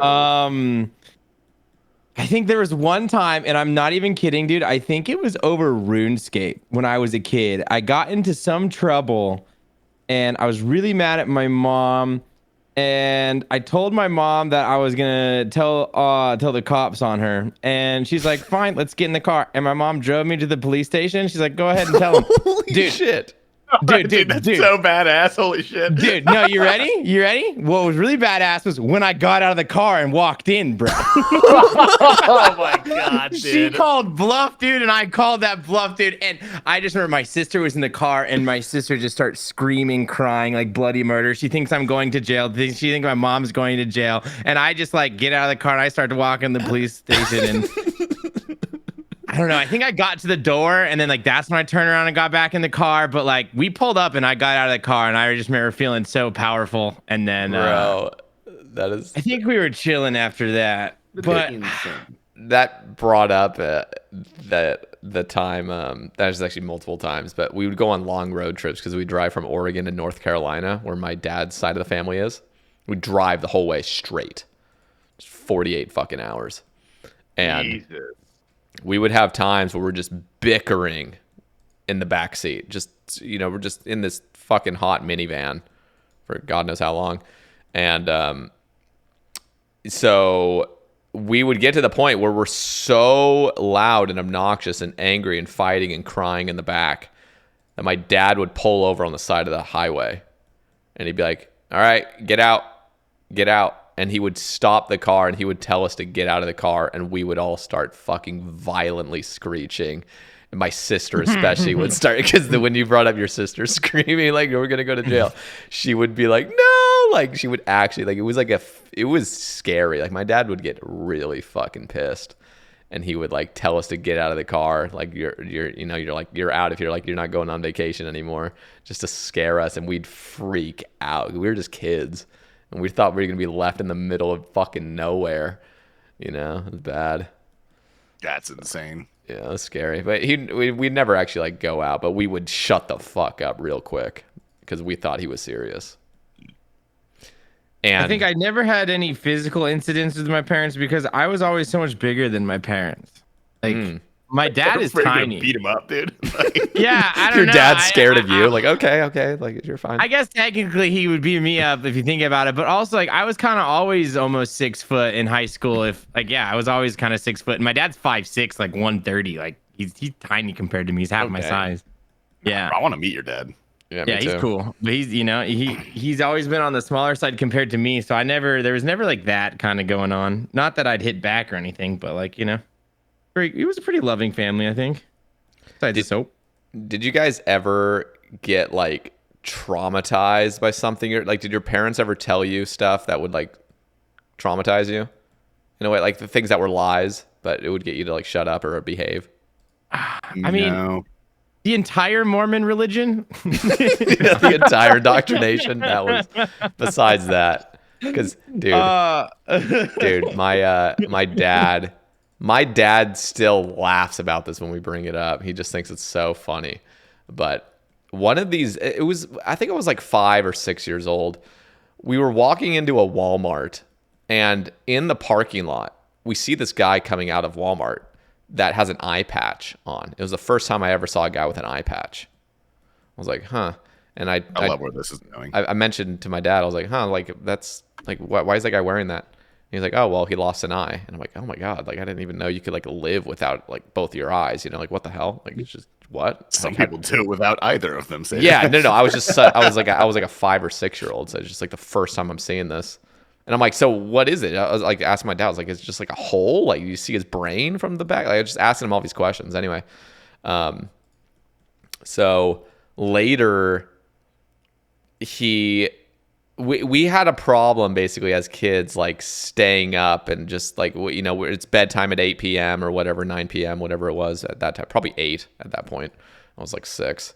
And we would just stay up and, you know, just be loud and play with our toys and stuff. And so our parents wanted us to actually go to sleep. And so my dad came in one night and he told me the story And the story he told my older brother a couple years prior. And then he told me. It was like my turn to get the story. And he sat me down one night and he was like really had the solemn look in his eyes. And he's like, do you remember that old man that had that eye patch in the parking lot? And I'm like, yeah. He's like, well, I never told you how he actually lost his eye. And I was like, what?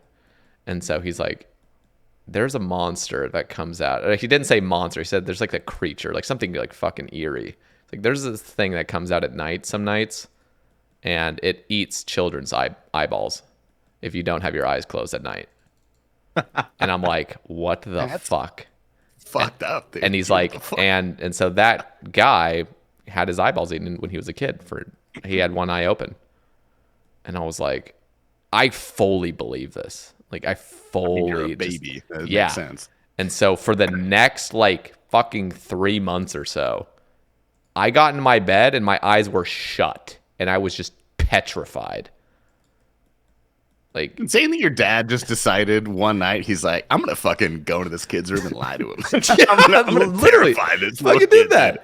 And then when we bring it up in adulthood, he just laughs it off. He's like, ha ha ha. I'm like, dude, I got nightmares from that shit. Like I actually dreamt of this creature. Like I was terrified out of my mind. Like, that's a fucked up thing to say to a 6-year-old, dude. Isn't it? Shit. Isn't it? Yeah, it's fucked up. Anyway, would your parents ever like try to scare you? Like would they like that, you know? Yes, that was the scare. Yeah, that's right there, like, Tpapa. What do you mean? Like jump scare, like any good jump scares? You have to give an example. Okay, so for example, when I was a kid, although it kind of went back and forth as I became a teenager, I would do it back to my parents, but like my dad, like I don't know, like he would pound on the window outside at night, just like fucking freak me out. never. No. Yeah, no. Do I just have zero trauma? Like, is this normal? Is this what happens? Tasty had a really normal. The thing is, like, if you're born and just indoctrinated into a cult, that means your parents are probably indoctrinated in it. So we're all a little fucked up. I just think it's totally cool to just lie and just like abuse kids. I think that's the only thing, but it would go back and forth. Like I would also then go pound on their window at night to freak them out. You know, like it was. I didn't only take. I dished it back out as I got older. I think jump scares were definitely a thing, but I wasn't like I'm down for the jump scare. The jump scare was fun. That's funny. Yeah, no, never did that. Okay. Ian/Y Juicy asks he's asking for our favorite memory of the three of us that we've shared together. Dude, you know what comes to mind? Well, actually, fuck, I don't even know if Tpapa was here for this. It was in Tennessee when we all first met for the first time. And it was like middle of the day. We hadn't started partying yet, but we were all just like sitting in the hot tub overlooking the fucking mountains, dude. I remember thinking, I was like, yeah, this RuneScape stuff, not too bad, dude. This stuff's pretty sick, dude. Yeah, I just remember it being such a good time, dude. Same. Just Tennessee for sure. Because I feel like me and Sater had some pretty deep convos there. I think there's a lot of deep convos in Tennessee. You know, like there's great conversation. I think my favorite memory, honestly, though, is just the one in Orlando when we went to the Michelin star restaurant. Yeah, that picture of us on the balcony, sick. Like that. Is. You know, that's a great encapsulator. But you're right about the Tennessee trip, just being there, because that was my actual first meetup.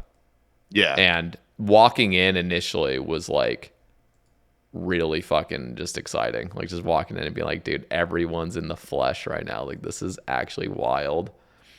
So, but yeah. Actually, I want to ask you a question because we've talked about this before. Like maybe we've breezed past about this, but I remember the first time ever meeting up with RuneScape people. There was a mild bit of anxiety and anticipation and stuff, but then as soon as I spent, like 3 minutes with everyone, I was like, damn, these are just exactly the same people like I've been talking to online. Like this feels no different. Like what was your take on that when you actually hung out with us in Tennessee? It's just weird because you got to keep in mind, like I grew up I had a normal childhood for the most part, like hanging out with like normal people that weren't Mormons. But as soon as I left high school, it was 2 years of dealing with Mormons, just straight, like on my mission. And then That's as wild. soon as I came out, you're completely inundated with just the Mormon culture. And then on top of that, as soon as I get back, I go out to do sales with a bunch of Mormons, and then I go to college with a bunch of Mormons. And then I drop out of college and I isolate myself and play RuneScape for a few years.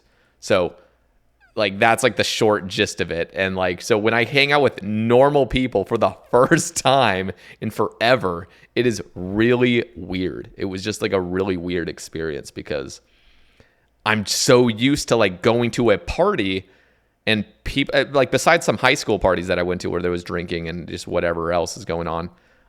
It was so weird to go to an actual like event and just not have that stigma and just be totally normal. It was really weird. I love for that me. you consider us normal, dude. That makes me so Yeah. happy. No, it was refreshing as hell. It was so refreshing.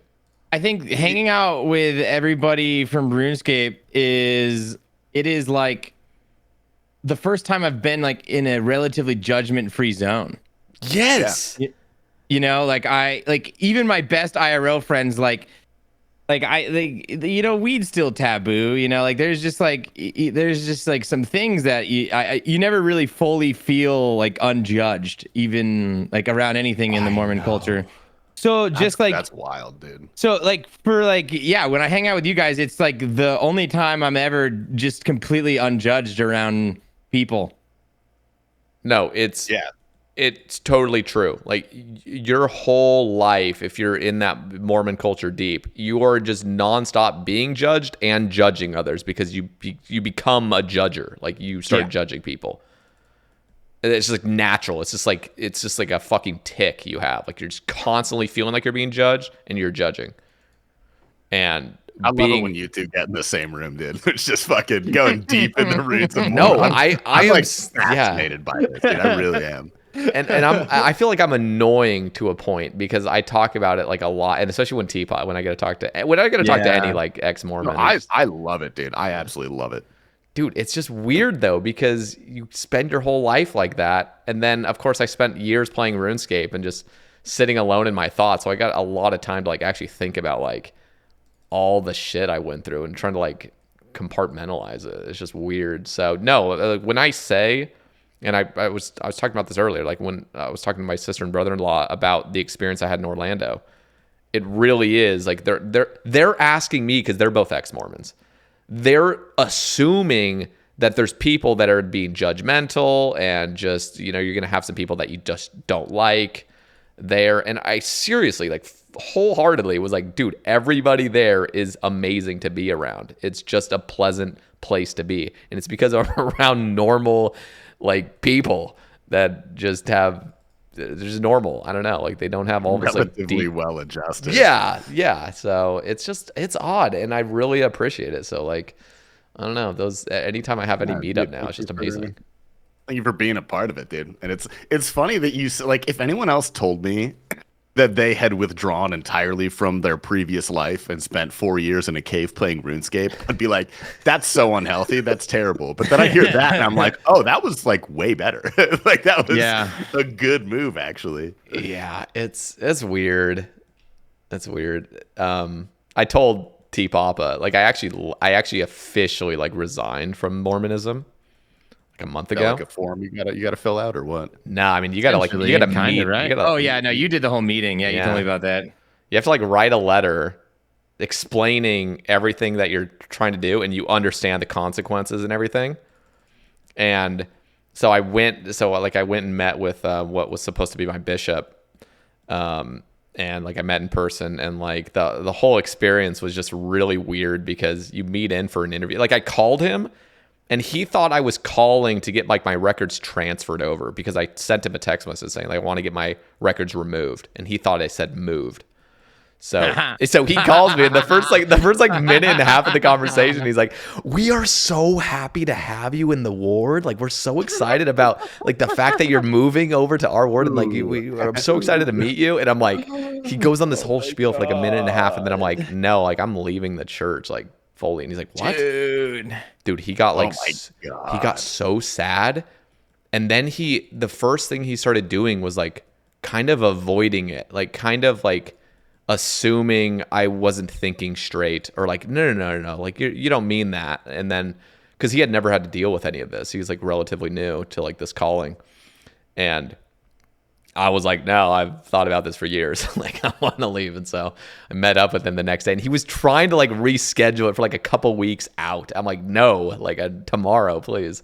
I was trying to get it there tonight, but it was so Crazy, dude. I met up with him that next day, and in the office, like what's crazy is I've already fully like deconstructed everything, but I think he's fully in it, which is just so weird, kind of seeing the two like.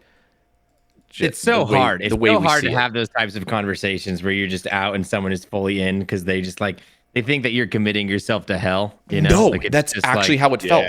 And then in my letter, I have to say like I understand what I'm doing. I understand I'm getting rid of my baptism. I'm getting rid of my covenants I've made. I'm getting rid of all this stuff. And it's like, and then they start talking about the consequences. So like my bishop's going over like the spiritual consequences of like leaving. It's like really like Scientology-esque. Like, if you do this, like you're not going to be with your family forever in heaven. You know that, right? Like just all the stuff they go through. And like, oh, remember when you were baptized in the name of Jesus? Yeah, Jesus doesn't fucking love you anymore. Kind of like, it's a bunch of stuff. And the weird thing is like I just had no emotional attachment to it at that point. And I'm like, yep, yep. Like I know, I'm good. Like that's fine. But for him, he was like, did they finally stop emailing you once you finally like went through with it? Did the email stop? I asked in my letter specifically to have a written letter sent back to me from the church to like fully state that I'm out. Bro, it's just like letter, yeah. Like that is the only way to get them to stop contacting you. No, like, it is, and that's the reason it triggered it, because I already wanted to leave like a couple years back, but I was still kind of like on the fence about certain things.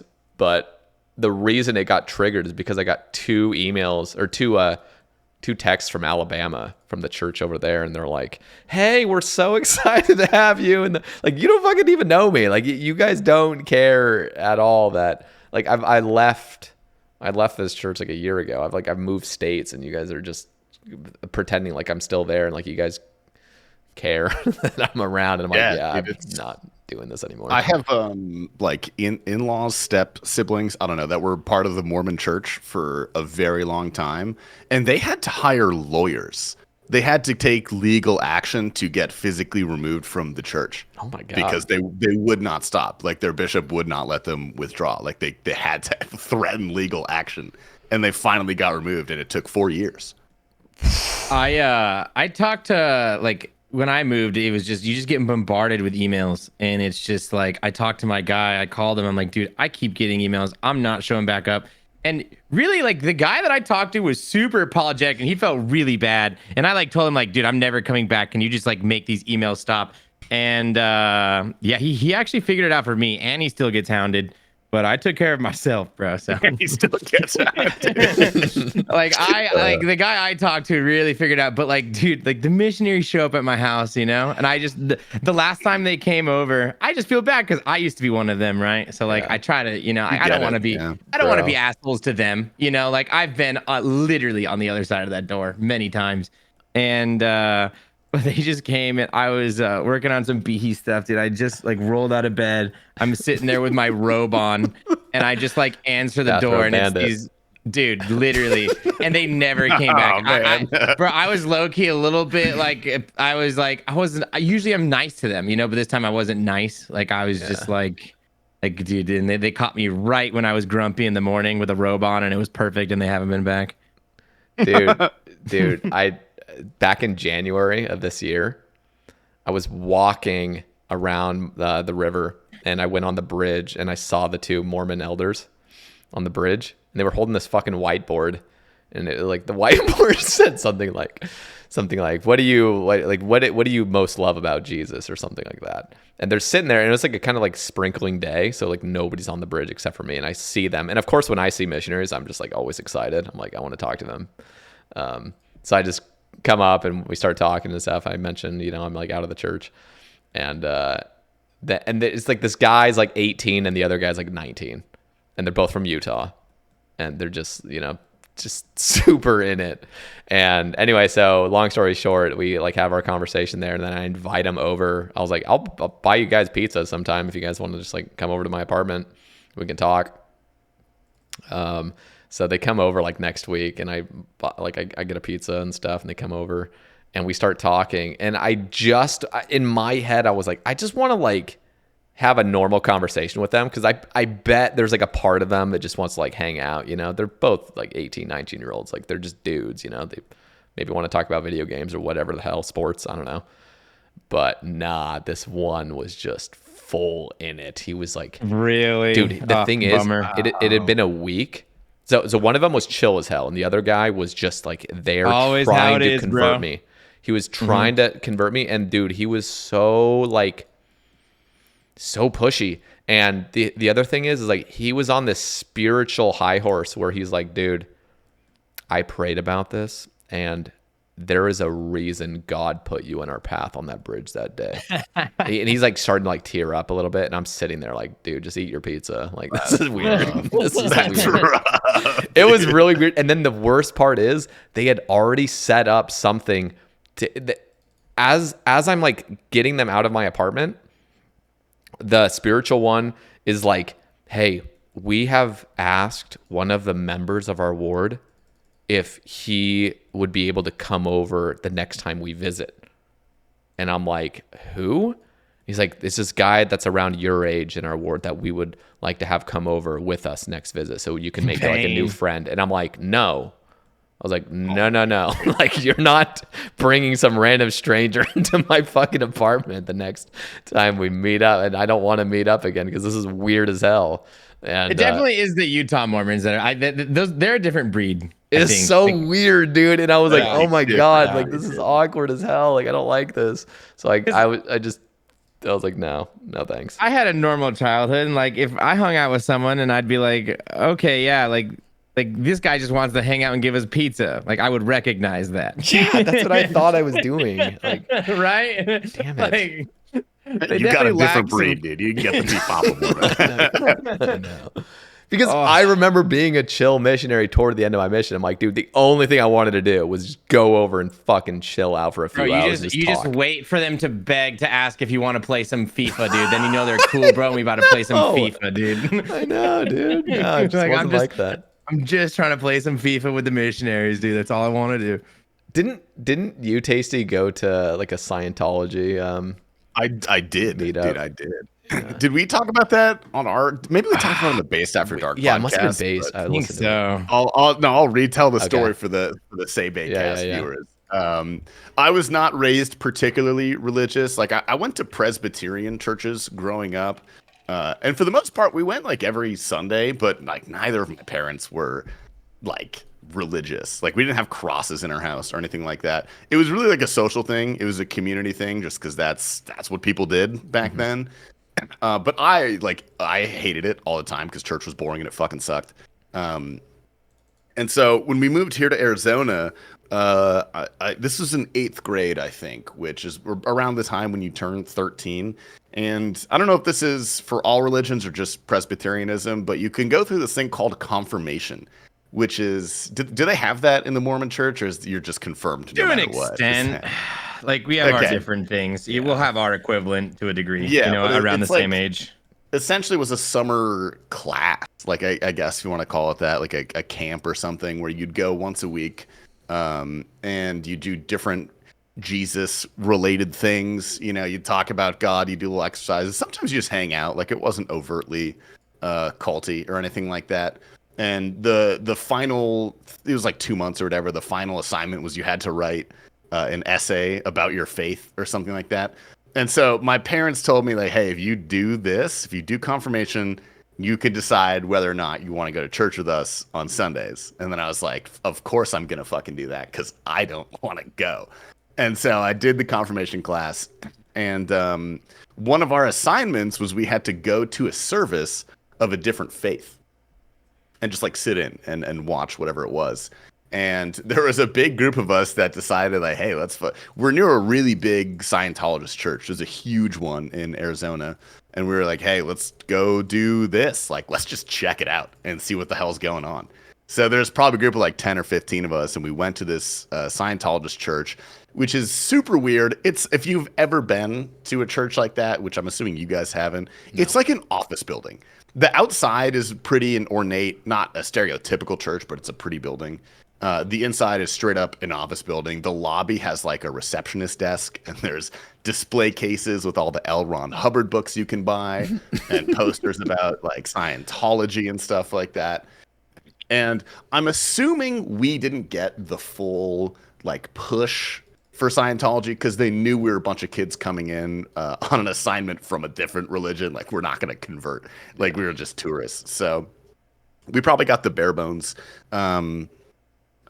presentation or whatever it was. But we get there and they shepherd us into, it looks like a meeting room, like gray carpet, the stupid fucking tiles that are made of the cardboard or whatever the fuck on the ceiling, like beige white walls. And there's like 50 folding chairs, all just facing the front of the room. And there's this one dude dressed in like office clothing. Like, this literally looks like they're running a Fortune 500 company. Like, there's nothing religious about it at all. And there's a really big podium, and there is a comically large book, like hilariously large book. It must have been probably 4 feet across when it was open. So, like, and it was thick beyond belief. I'm not kidding. It must have weighed close to 100 pounds. Like, it was a like disgustingly large book, and that's all I could think about for the whole ceremony. But it was probably 30, 45 minutes, and he read maybe some select passages from the book that were vaguely religious. What is the book exactly?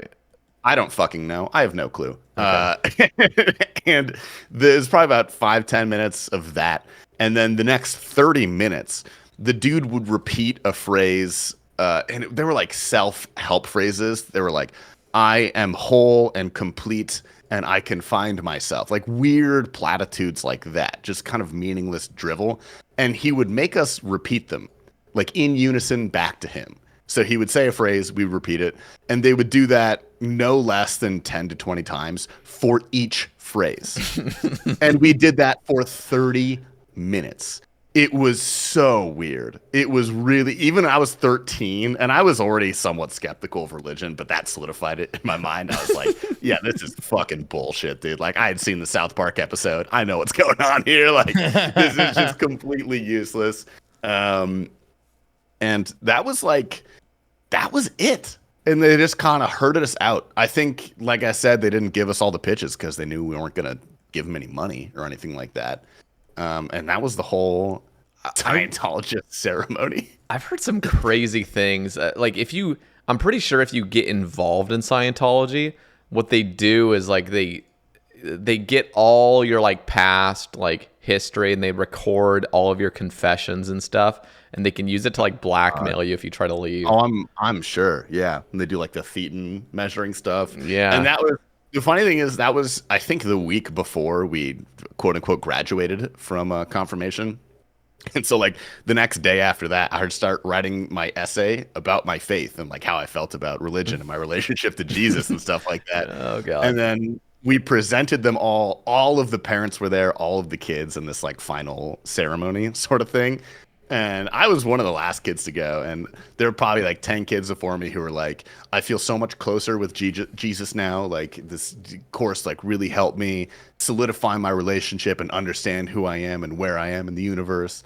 And then it got to me, and my whole thing was like, yeah, like Jesus was probably real historically, but I don't believe in this. And I like laid it out flat. I was like, I'm a non-believer. This is not for me, but I respect what you guys are doing. And that was my whole thing. Wow. And like the parents were like silent. But dude, one lady came up to me afterwards, and she was like, you are so brave for expressing yourself. And I'm like, you're a fucking idiot for being here. Like, dude, it's just the weirdest. It is fun. Just reminds me of when I first started streaming. In order to not get kicked out of college, because I didn't want, like, I dropped out, but like I was still enrolled technically. Yeah. And I had to sign up for at least a class in the spring. And basically I signed up for a religion course because it's a Mormon college, and so you have to like take a Mormon religion course. And this is like I've already gone off the deep end. Like I've read all the anti-Mormon stuff at this point. You know, I'm 23, just started streaming. Like I'm just like off the rails, and I start taking this religion course because I'm like maybe there's a chance I go back. Like who knows? Like maybe because I was like early on in this, and I wasn't sure if streaming was gonna work out. And I just remember, dude, Tyler probably remembers this, the fucking discussion boards that you have to. Bro, on the discussion boards and religious classes, I did nothing but raise hell, bro. Towards the end, I gave no fuck. I started to realize that like this was not working out, and I was just causing controversy left and right, dude. It was so bad, man. Like it was so much fun. I actually fucking loved it, dude. I was having so much fun just being an asshole on the discussion boards, dude. I actually had some fun. So I only took the class seriously for like 3 weeks, and I genuinely went into the class like, you know what? I'm gonna actually do the homework. I'm going to read this shit and be super hypercritical about it. Dude, I did the same fucking thing, bro. And because a lot of the stuff we were reading was like selections from like the church rather than like just reading from the Bible. So I'm just reading these like apostles, like, you know, just whatever excerpts that they've talked about. And I would write a discussion board and I'd be like hella critical about it. Like, why? Like, what about this? Or what about this? And it was really odd because it's just like an online class I was taking, and you could tell like there was this one chick. This was the breaking point where I just stopped. I just stopped doing the class, and I just failed the class, and then that's when I actually like just quit school. But there was this girl that I can't even remember exactly what she said, but she was like, she told me in the discussion response that she was like scared for me. She was like, I'm worried. Like I'm kind of worried about you. And then I think she even like maybe reached out to the professor because I got like an email from the professor. He's like, "Are you okay? Like, are you fine?" I'm like, "Yeah, I'm good. Like, I'm totally good." And then I just stopped doing all the homework after that. So clearly I wasn't good. But yeah, that girl that reached out, you just tell, just like she was so concerned for the welfare of my soul, you know, because I was like not just giving the sheep responses like everyone does and that I used to do. I did a lot of my classes online, and like you would run into like a lot of like moms who are going back and getting a degree like in the classes, dude. So you just like you're getting in debates with like 40-year-old women who have way too much time on their hands, and they're going and they're going back 40, to school. Dude. She was probably 40. You know? God. And it's just like, and I just remember like I would be causing, you know, some issues in my classes for sure because I was having fun. But like Annie got into the nursing program, and that's like a big deal over there. And Annie was just always so worried that I was going to jeopardize her in some way by doing my shit. Oh dude. man, that's rough. But yeah, I mean, it was an interesting thing. I got my Ninja Creamy in the mail today. You got one of those, the ice cream maker? Bro, Blood Moon Lotus sent it to me. What? He sent it to my P.O. box, dude. That's crazy. I was just saying one night how much I wanted one. He's like, I got two. I'll buy you one. They're the greatest thing ever. And then he just sent it to my P.O. box, dude. Yeah, dude's goated. Yeah. So how do those work exactly? Because I heard you can make like amazing like protein ice cream, like easy as so fuck. I'm gonna do both ways. We can like you can do a protein ice cream, you know, type deal. And I've done a lot of research into that. I got the protein is coming tomorrow. Like certain proteins are good depending on like how much whey is in it, like in the different types of proteins really mess with the texture allegedly. But yeah, I'll be doing some experimenting between like really good tasting ice cream, and also I will be diving into the low cal protein aspect of it as well. I'm very excited. It sounds nice as hell. Yeah. I've wanted one of these for so long, and I just like, oh, now I got it, dude. I came from the store, like I was trying to get to the store and come back, so I could make some ice cream right after this. Hell yeah, dude. Yeah. Let me know how they are, because that's actually something I would consider getting, because I love ice cream. Yeah, the protein ones are great. Like this is gonna be a game changer. That actually tastes pretty good. The Ghost. Yeah, it's not bad. I feel like ghosts are kind of one of those things you can only have like every once in a while because you get really sick of them really quick. I never drink energy drinks, dude. They just gave this to me for free. Yeah, when you have an energy drink after months, oh, they fucking taste so good. GNC had like they often go like those ghosts go on sale at GNC for $1 every couple months, and That's pretty good. yeah, I had one time where my cousin just went in. My cousin that was living close to me went in and just bought like hundreds. Just he tried to buy them all, and Jesus Christ. then we No, just you're had allowed to do that. bro. Then we just had ghosts around for like 4 months though, and I got sick and tired of all of them, dude. I didn't want to taste a ghost anymore. Yeah, you can get really sick and tired of those. The only energy drinks that truly like I can still get burnt of if I overdo it, obviously, but are like the sugar-free monsters. Yeah, Oh, yeah, wait, is the 100%. fucking Elden Ring DLC out today? Yeah. Oh shit! I gotta buy that. Nice. I'm gonna do that right now. All right, you guys ready? Yeah. Yep. All right. Saint Tits asks, "What would y'all be doing if you never decided to try content creation?" Oh god. I don't fucking know, dude. I don't have a clue. I feel like we talked about this on the first time I was on the Sae Bae cast. The thing is like I feel like this question is sometimes like, what would you do if old school went down? Because whenever that's like an easy one because I would still do content creation. But if it was you can't do content creation, that's a harder one because it's like, oh shit, like I couldn't even make videos. I'd go back to school, dude. I'd get into finance. Yeah, like I would give up, dude. I mean, you'd have to. You just couldn't do it anymore. Yeah, I would like when I was going through the transitionary period between like COVID, because I had a great job like before COVID. Like it was great. Like I had my own web dev LLC with like my best friend, and shit was good. And then I guess we kind of just like I transitioned to streaming and they transitioned to Microsoft. So I think I would just try to, although like everything's in a hiring freeze in tech, like I would go back into tech. I'd probably just like they could probably give me a job at Microsoft or whatever place they're working at, because all my friends just like literally like there was kind of 4 of us that were doing pretty much the same thing, and I went streaming and they went Microsoft. So I would try to do that, I guess.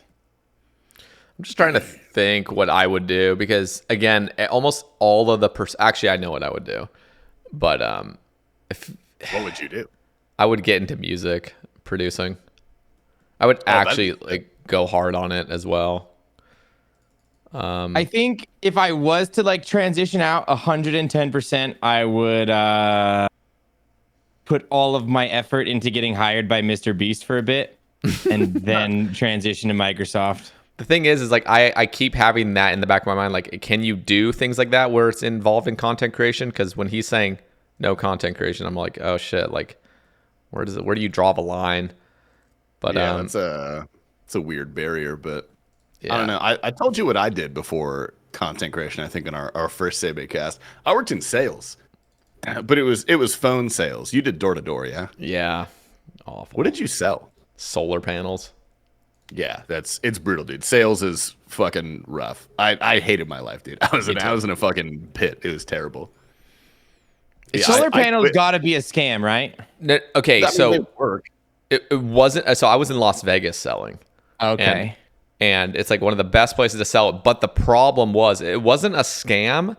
But when you start reading the fine details on stuff and just like they were coming out with like these new tariffs that were just going to like prevent solar from being sold and stuff and all this bullshit that what's his face was planning on doing with the city. It just there was a lot of random crap going on that I couldn't even get into because just there was way too much going on. But it seemed like us continuing to sell solar panels was in a way a scam because we knew that these new laws were going to be coming to Las Vegas in the next like several months, and we kept selling. So there's laws to prevent it. Yeah. But the thing is, we weren't even selling solar panels. What we were doing was installing solar panels on people's roofs for free, and we now are your utility provider. Like we are now your electricity provider. So you're paying us for the electricity that we're generating you. And the solar panels in Vegas were strong enough to hold the house, like do the whole house? Most of the time. So it depended. They'd have to do like they'd survey, the roof and like where the sun is and everything. And if everything worked out good and they had a good enough credit score, we would go, like the team would go in, install the solar panels so they're not even theirs. I mean, there are solar panels basically, and now we are charging them a lower cost bill than they would be paying with Las Vegas power. And Interesting. That's actually kind of cool. No, it was Except cool, it didn't work out. and it works in a way. But the problem was there were these new laws that were coming in that were gonna like prevent some of this stuff, or like somehow, I don't remember it all because I was only there for like several months and then I just quit. But there were parts though, like if your roof wasn't good enough, you would actually be paying a higher bill. But and the other thing is, it was a 20-year term you had to sign. Or it was like either 10 or 20 years, like depended. But that was the big thing that was kind of a scam, because inevitably, if you're forced now to be under this contract with us for 10 to 20 years, paying a lower bill, it could be higher eventually. And also, you now can't like change. Like if there's some new, more efficient solar panels that come out, you're locked in already. So like, sucks to What be you. happens if you go to move? GG no read to the new homeowners? No, there was a contract in that if they moved, like the solar panels must stay on the roof. Like you're still under that contract, but the other people have to like be like the people that are moving in. Take it over. Yeah. Wow. Yeah. So it's just like kind of a mess, but it was a good experience. I learned a lot, but it was just, I fucking hated the sales culture. Everything's about money. Just like not. Oh, dude, sales culture is soul sucking, bro. Stupid. It's horrific. Yeah, I quit that. I worked there for like 2 years. I worked in sales for a while, and I quit the job like mid COVID. They were essentially going to fire me, is what it was. So that was me too. I dragged my feet. I got super lucky. I dragged my feet for like half a year, basically just raking in the hourly pay and doing no work. And then I ended up quitting with no backup plan. I had like $5,000 in credit card debt. Like I was fucking, and it was still like a great decision. Like I would do it again in a heartbeat. And then I got lucky. Like the content creation popped off. But if that didn't happen, dude, I've got no clue. I don't know what I would do. Yeah, me neither. Because I still have aspirations to get into music producing. It's actually so much work to like, oh yeah, get into that space and really try to hone your craft and like make good music, because it just takes years and years and years and years to like really make something good and special that people want to listen to. So I don't know, it's up there, but I love where I'm at right now. Like I'm excited because I started from rock bottom, basically, just like abandoned my like former self, like left my church and just like moved across the country and just like started streaming. And so I was basically just fucking completely broke. And so anywhere upward from there was progress, basically. And that's still how I like see my life, like see like my career, I guess, in a way, is like everything has just been slowly like this progress that's building. So, and I'm in a place where I'm out of the like, park, honestly. Yeah, no, and I just get excited more about the future just because I don't know, there's just I feel like things, if you keep the ball rolling for years and years and years in content creation, that's where everything really starts falling into place, because no content creator is successful in like year 1 or year 2. It's just like, that's just not, you're building up something. Hey, dude, basically. Tasty was partnered after like 3 weeks, bro. Well, Tasty's the exception. There's a few exceptions. There's a few exceptions. Like, he did not pay his dues, bro. He didn't do it. Yeah, no, he'll pay his dues. He'll pay his dues later. No. I've always maintained this, dude. It's 33% like skill, hard work, put in the effort, 33% natural born talent, and 33% luck. Like I maxed out the luck factor. I'll admit that. Yeah, I've always thought it's better to be lucky than good. Like that's just something I've always said my entire like I think my it is best to be both, but dude, luck, dude. You know, luck gets you those blackjacks. The thing that's so important though, especially in a tight-knit community that's not just generic content creation where you're just like a YouTuber just making random ass videos, it's just a wide audience. But in our scene, it is so important to like be a normal person that's liked, because as soon as you make one stupid mistake that just makes the community hate you, you're out. Like, see ya. Done, like, good fucking luck. Like, you're out of here. So in a way, it's sometimes I think, you know, if I had started content creation any earlier, I probably would have done something really fucking stupid in the community. Yeah. Just something that's just like would have been a complete mistake that wouldn't have been me, but just would have been just a complete sign of immaturity. And I would have been canceled for it in a way. Like, just like, okay, you're out of the community. Like, you know? And I'm so lucky and I'm so like, I don't know. I guess I just see my position now in the community as like, you know, like a podcaster, and I get to have I get to talk to a lot of people. I'm not like canceled by any like group or anything, as like a real privilege. It's like I'm fucking lucky to be in the good graces of the community in a way, you know, because there are some people that are never like, coming back. do you guys ever like think about like the challenge of pivoting, like how like especially like in R to a different game, or what do you mean? Just in general with your content creation? Not specifically game, but like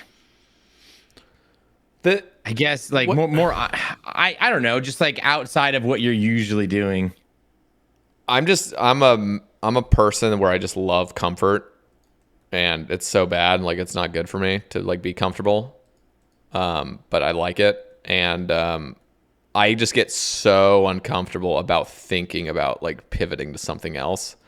Even though I would like to, I would like just love to be able to post just whatever. And I try to do that occasionally, but it never really works out. Like, people just want to watch me for old school stuff, generally speaking. There is like 10% of my audience that would watch me do anything, but it's 10%. It's like, okay. Yeah, no, it's a leap to pivot in any major way. But I will say, if you build up a big enough audience and you're comfortable enough, like still doing that, you know, somewhat part-time, and then just creating an offshoot channel that's really what you want to do in the future, like that's a really good move to make. But you have to grow something significant enough so that the 10% that would move over to your like IRL channel would like be enough to make it feel like worthwhile. I don't know. I think it's the hardest of all tasks in content creation. What would you guys do if it was still content creation but not RuneScape? Like, do you guys have any aspirations that would just be like really what you want to do? Like, have you ever like dialed in on what that would be?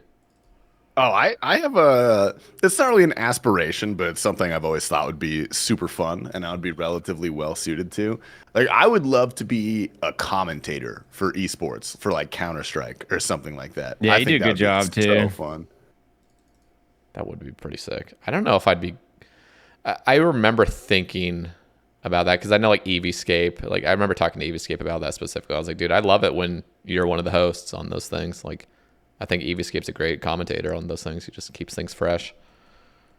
But yeah, no, it's an entirely different skill set even than streaming to a degree. But I've always found it super fun and super interesting. I love I like some other things, you know, like Counter-Strike and Valorant and Escape from Tarkov and I don't know, fly fishing. But I am so grateful that like RuneScape is the thing. Like, there is no other game that I could put this many hours into without losing my mind. Like, I could never do this with Counter-Strike. Oh yeah, for sure. You know what I mean? Sure. Oh hell like, no, not a we chance. are so like, this is like, or Tarkov, or like these other games that like I like, or things that like, you know, I dabble with from time to time. Like, this is the best one. We are so lucky. There's so much to do. And like, yeah, dude, people that grinded like Fortnite or PUBG or games like that for 12 hours a day for like 2 years. That's crazy to me. That's insane. Brutal. That would be like playing LMS every fucking time you log in for 2 years. Oh, God, dude. Hell no. I did one game once because someone gave me money to do it. And I was like, I don't even want to do this for 20 subs a game. Like, this bro, on the group, you're about to go get 75 points, bro. We need rune pouches, man. I'll do. Okay, what if we all get unironically do LMS? Yeah, I'll do the LMS too. Dude, the LMS is easy. I'll do LMS. LMS, honestly, like I can get kind of addicted, dude. That'd be kind of fun if we all did the LMS together and we were running into each other. I'm down. That would actually be a really fun start. And there's only one world. Or are we ganking? What are we doing, bro? What's going on? I mean, me and Sae are feeding off of you, bro. You ganking? Dude, that's fine. I'll do it. I'll be the sacrificial lamb. I don't care. Oh, dude. That would actually be fun if all five of us do an LMS at the same time. Because there's actually only one world, too. You know, like, well, there's two, but there's like usually one that's popping. Mm-hmm. There's so many bots nowadays. Like that's why it would be kind of fun. You know, you'd still get your bot kills in, but then if we run into each other a little bit later on, like, it'd be fun. Yeah, you're right though. RuneScape is like the goated game for just chilling out because there's always shit to do. Like there's just keep playing this game, and you have this cult audience that'll just watch. And then you look at the Everything YouTube RuneScape. landscape and you have just like the ideas that are still coming up. Like there's just still so much that's untapped that you just got to figure out with your head, you know, like look at Settled and look at, you know, I guess he's the pioneer of the crazy stuff, but there's so much to go do. Gillinor Games. There's infinite. That's true. Okay. Ignoble Solid asks, can you guys explain the downfall of the based team or whatever those weirdos call themselves? It all started when we invited Bodhi, dude. I'm gonna tell you that right now, bro. Washed dead streamer, dude. Yeah. And also, all the lawsuits from Ignoble were pretty tough too. But you know, it's deal with that. we're fighting back, dude. We're fighting back. Yeah. I miss when Ignoble was like super degenerate. Now he's on that IRL grind, being a real Yeah, doctor. and that was a and stuff. real person. It's disgusting. Yeah. Yeah, we talked to him yesterday, bro. He hops in the call halfway through our podcast and he's just like drunk on a rooftop in Mexico on vacation. It's just like, What the hell? Yeah, fuck this guy, dude. Yeah. like I don't need this right now, bro. Get out of here. Does he still come on regularly? I haven't seen him on the podcast in forever. No, he's taken more of a backseat role I as see. a couple people have. We're definitely in a slight transitionary period, but you know he's doing big boy things out there in the world. Yeah, he is. I'm proud of him. Finally Yeah, grew I'm proud up. of that little fucking degenerate. Okay, Bean Dip says, hey, hope you guys have a good time. This one is for Tpapa. How would Based incorporate more variety content like IRL or other forms of media into the group? Do you think it's possible? For Tasty, blank. Thanks, guys. Thanks, Bean Dip. I love Bean Dip, bro. That guy's crazy. I think like just because the RuneScape section is just so RuneScape loved, I think we do a good job for the most part, like dabbling in other things. Like we have our vlogs, and I think when me and Tasty stream Counter-Strike together, like I think there's a good crossover between Counter-Strike and RuneScape, but beyond like that, I don't know. It's just so hard. RuneScape players love RuneScape, and RuneScape content viewers love RuneScape. Like that's The only thing they love too. Yeah. They only want RuneScape. That's yeah. it. Yeah, like you can get away with some of the bigger names. Like I think Elden Ring too is like people love Elden Ring, but like that's if it's not, you know, very, I don't know, those aren't adjacent, but like yeah, you're pretty much stuck with RuneScape, pal. Tasty, any comments? Well, no. I have one thing to say to Bean Dip. Yeah. All right. That's all I got. Yeah. I edited it out, guys. You didn't hear it. No. Yeah, you get demonetized. You get banned. Oh, dude. Do you know who dude. cute bot is? Sae Bae? Yeah, no, Bean Dip. I was in a Discord call with Secon. Okay, you saw all that? Okay. No. Yeah, I saw. Well, they came into my stream. Dude, I thoroughly enjoy when Secon, Uberu, and Bean Dip come in the stream because it's actually just a fucking hoot. Dude, those guys are so crazy, bro. dude. But Yeah, I was no, but Bean Dip was like saying like he's like a regular on CuteBot's stream. I'm like, oh shit, like Bean Dip's got some fucking game. I'm not gonna lie, like him, Bro, like he's pretty funny, dude, on that stream when he's in those Discord calls, Yeah. dude. I hate to admit it, he's pretty freaking. He's hysterical. We ran into her in Vegas too. Really? Yeah. We met Cupid. Well, because one of my friends who she randomly showed up on my sidebar one time, and I thought she looked like my favorite DJ, Sarah Landry. So like I lurked in her stream for a long time, and I turned off my partner badge to chat. Which I like to do that. I like to be a little fly on the wall and, you know, just be a normal chatter sometimes. It's my guilty pleasure. And I forgot to turn it off one time. Oh, no. Her name is Enemy Charlie, which you might have met her in Vegas. She came to our party. I forgot to turn it off one time, and she's like, "You're a freaking partner," and like followed me back and stuff. And then like we just kind of became friends, and I didn't know it at the time, but she's like really good friends with CuteBot. And so like we just met up with her in Vegas and saw her in a casino, and she was there with CuteBot, who pretended we didn't exist, but technically we did meet her. we Yeah. did exist. She Yeah, looked we at did, me dude. no matter how she didn't want to, but she saw me. Like she's Yeah, she didn't. She didn't want to lock eyes, but she did for one Yep, she did. moment. That's so funny. Yeah. No, it's I used to watch her stream a lot like a year and a half ago. Back I think the reason I started watching or something, I don't even know how I like ran into her channel, but it was like some random like face off between Jamillionaire and some other guy. And I was just so fucking I was just cackling, laughing just at how stupid it was, and then I just started becoming a regular viewer for I don't really watch it much anymore, but you know, it's good stuff. Okay, Rebel Montana, he is asking all three of us a question. Sater, now that you're a part of base team, what's the next plan? So my next plan is to find the exit strategy. What's the exit strategy now? Okay. Good. Yeah, good strategy. Yeah, but no, it's cool to be. I finally actually officially joined the stream team like on Twitch, so that's kind of cool. You guys, I mean, half of you guys are on Kick, so it doesn't even matter. But is that even a thing? The team is alive, you know. It's nice seeing the little base next to the name, you know. That's true. Tasty, any plans for a PO box? Do you not have one yet?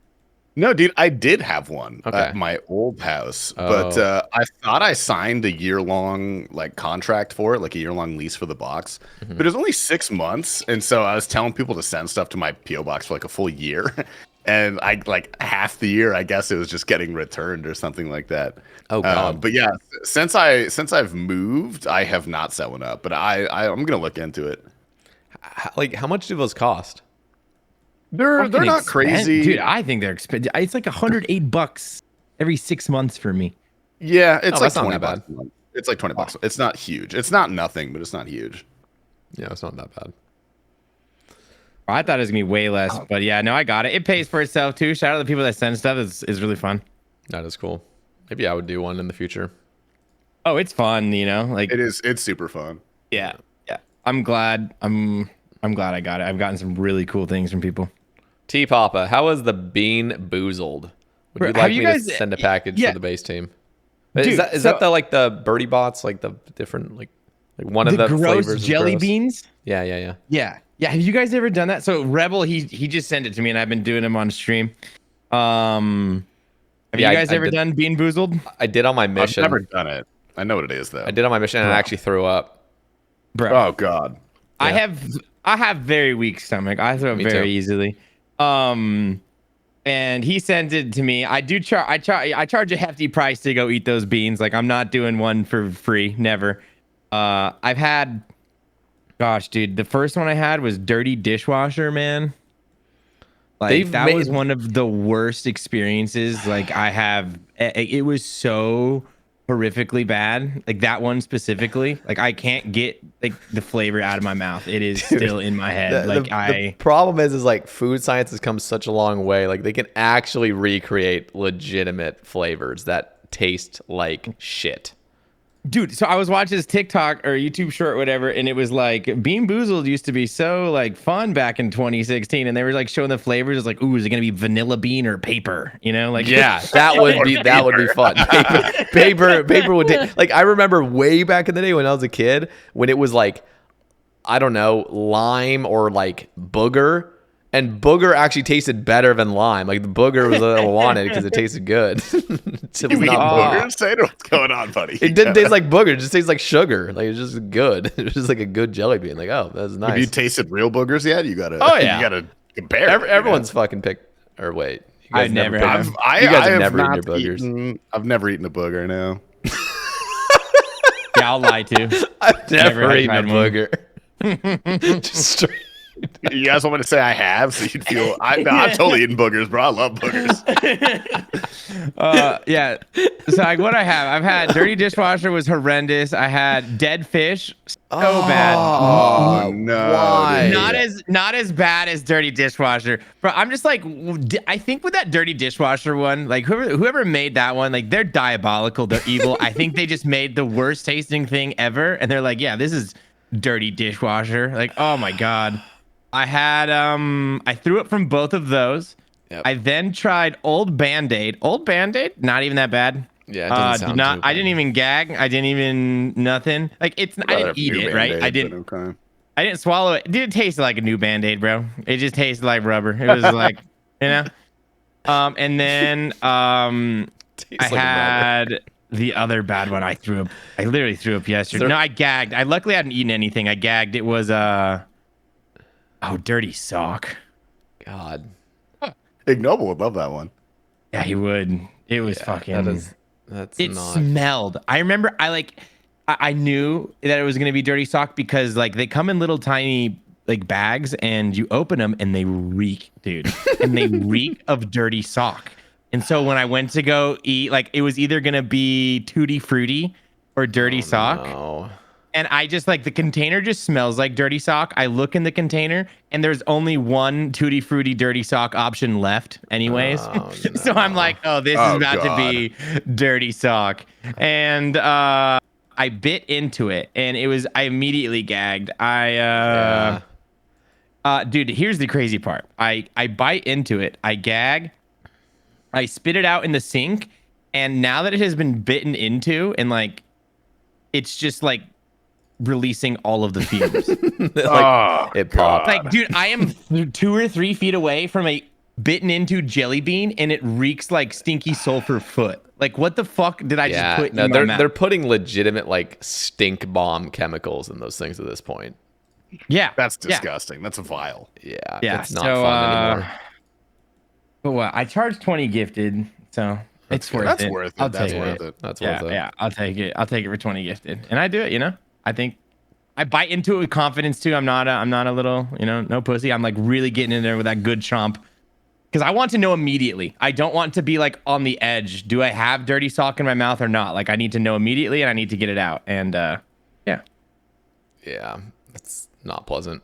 I threw up because it was, I think it was just typical vomit flavor, like the vomit or the Bro. whatever the other version is. Like I'm so terrified of that Birthday barf cake. one because I just know I'm going to immediately vomit. oh no, yeah, it actually tastes like stomach acid. Just tastes like you're eating somebody else's stomach acid. It's horrible. It's like, how is this legal? Like this is the funniest.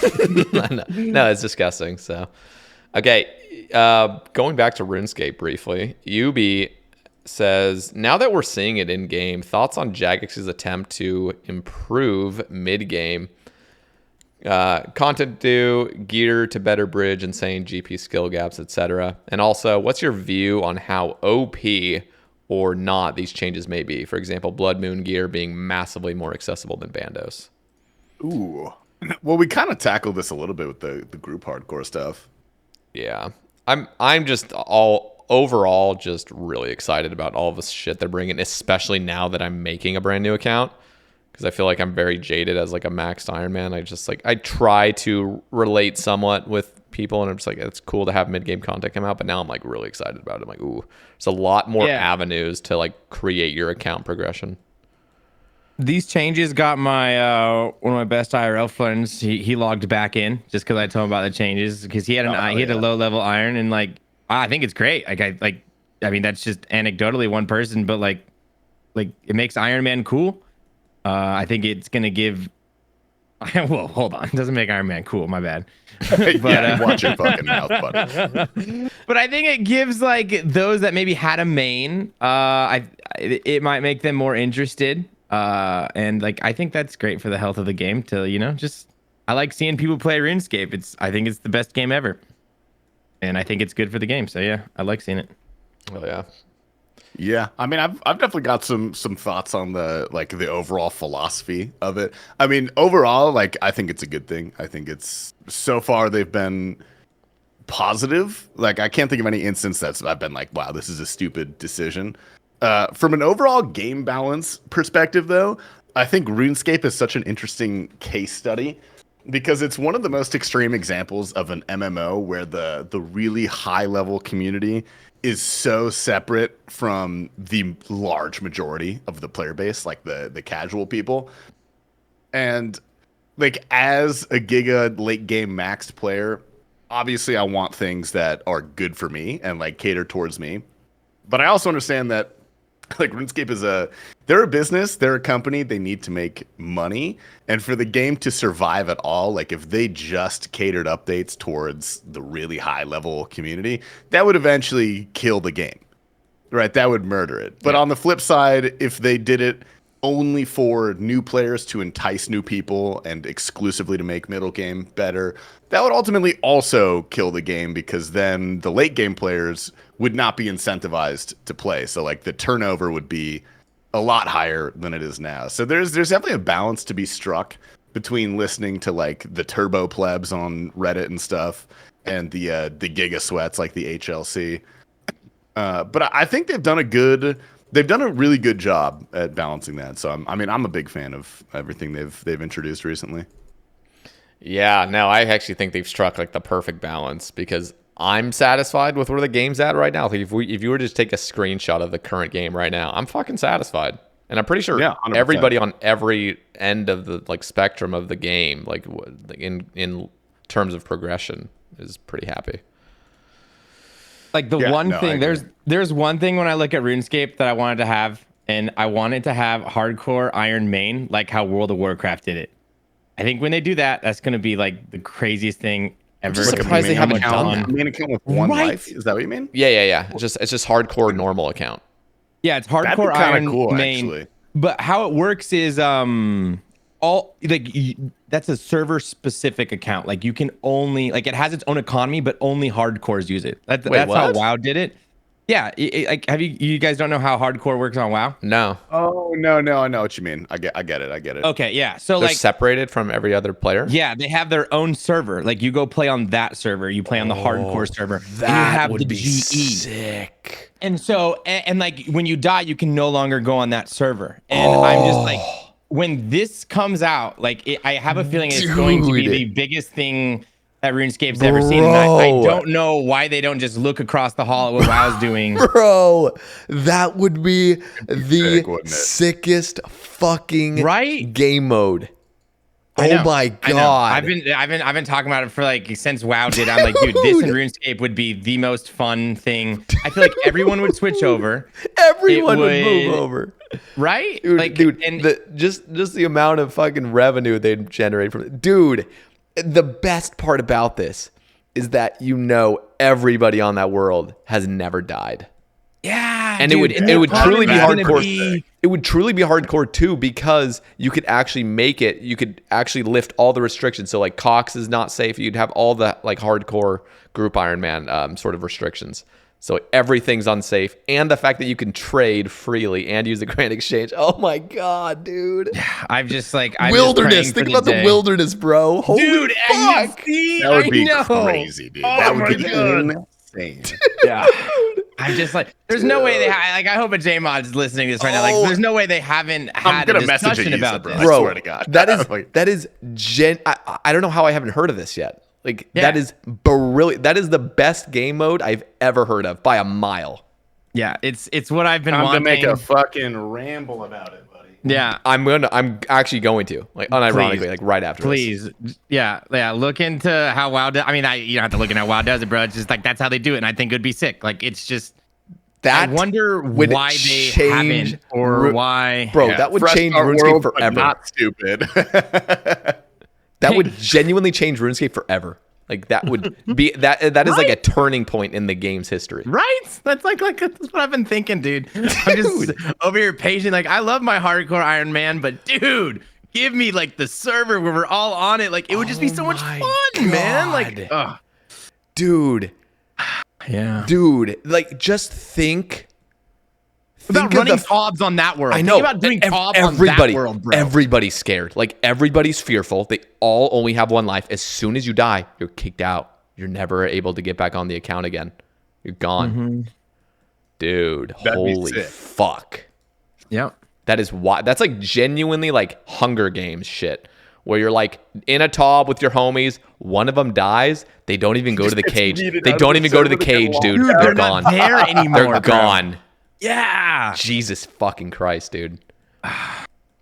Dude, I'm just thinking of the wilderness. I'm so glad you like it, dude. Yeah, no, this is just like I like because whenever I bring it up in my stream, bro, I go on a crazy rant. Everyone in chat's like, yeah, like this is like I would totally like. Everyone says they'd play it. Dude, think about this. I don't know how many worlds there would be. It probably just explodes. It'd be tons of worlds. But think about really like running the wilderness. Like, there's gonna be some fucking teams that are going to take control of the wilderness like entirely. That'd be so. Because as soon as you've built your clan, like I'm thinking of like Rot, for example. As soon as they decide we're gonna build up these tanky, just insane accounts that are all 126, like all max combat, we're gonna take control of the high level worlds basically, and like we now own the wilderness. And imagine LMS, dude.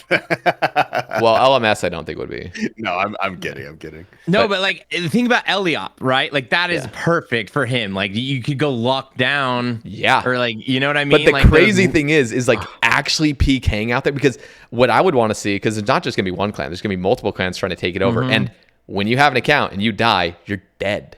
Like you're dead, dude.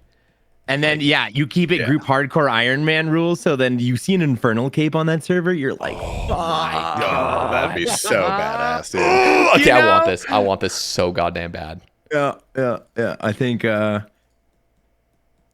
it's I agree. It'd be the biggest change. I'm over here, like, it's gonna come. Like, it's such a good idea that like I'm just over here patiently waiting. Yeah. Like it's gonna happen. So I just that is brilliant. And the thing is, what's so cool about it is it attracts everybody. So even if you're not a hardcore gamer, doesn't matter. Just be a skiller, because the grand exchange is a thing. So like, and you can go make good money too. You know, Yep. like Oh yeah, dude. Like the swapping rates would probably be crazy over there too. Like that would be crazy, dude. Yeah, it would really be something over there. You're right, dude. That is amazing. That is an amazing idea. Yeah, I'm glad you like it. I'm glad it's well received. I'm just fucking fantasizing over that. Holy shit. No, yeah, it's really hard. Like it's really like I gotta not think about it sometimes, because I just get so excited. I'm like, okay, we'll just be patient. It'll come. It'll come. It will. That 100% will come. But just think about that on Twitch, dude. Like, you know, everybody would be playing that. Why would you even play normal RuneScape again? Yeah. No, seriously. For at least a time, for the season, until you start actually dying. World of Warcraft blow up on Twitch too. Like that's already a pretty big game, but their viewers like doubled when they released hardcore. I remember. Dude, I would go so hard on that. Like I would genuinely go so hard. That would reignite like, every addiction. The issues with Iron, like it fixes the issues with hardcore. Because like I love hardcore. I like Iron Man, right? I don't love Iron Man. I love hardcore. Yeah. Like get rid of like the fact that I have to play 2 hours off stream every day just so I can have a stream tomorrow, you know? Yeah. Everything's main account. That's the beauty of it. It's not Iron Man. And you're still like, you still got that feeling of, you know, you die, it's over, and then you don't even you're not on the world anymore. Dude, here's the really good part. If you die and you're like, oh my god, I'm kicked out of the server forever, I gotta restart. Guess what? You're a main. So you restart with full Torva again. Like, as soon as you get. Do you think they would do that? Like, they would just transfer your whole account to normal servers? No. I would want them to just delete it. Yeah, they should just delete it. No. All your items, everything you have gone. That I agree with that. But what I'm saying is, like, if you're a content creator and you've just been wiped from the server, you can just go back on and you can just trade over like your friend and actually get some gear to like train with. Dude, even trading gear over is sketchy because you might not get it back. Because they could die and it's wiped. Yeah, that's what I'm saying. Like, yeah.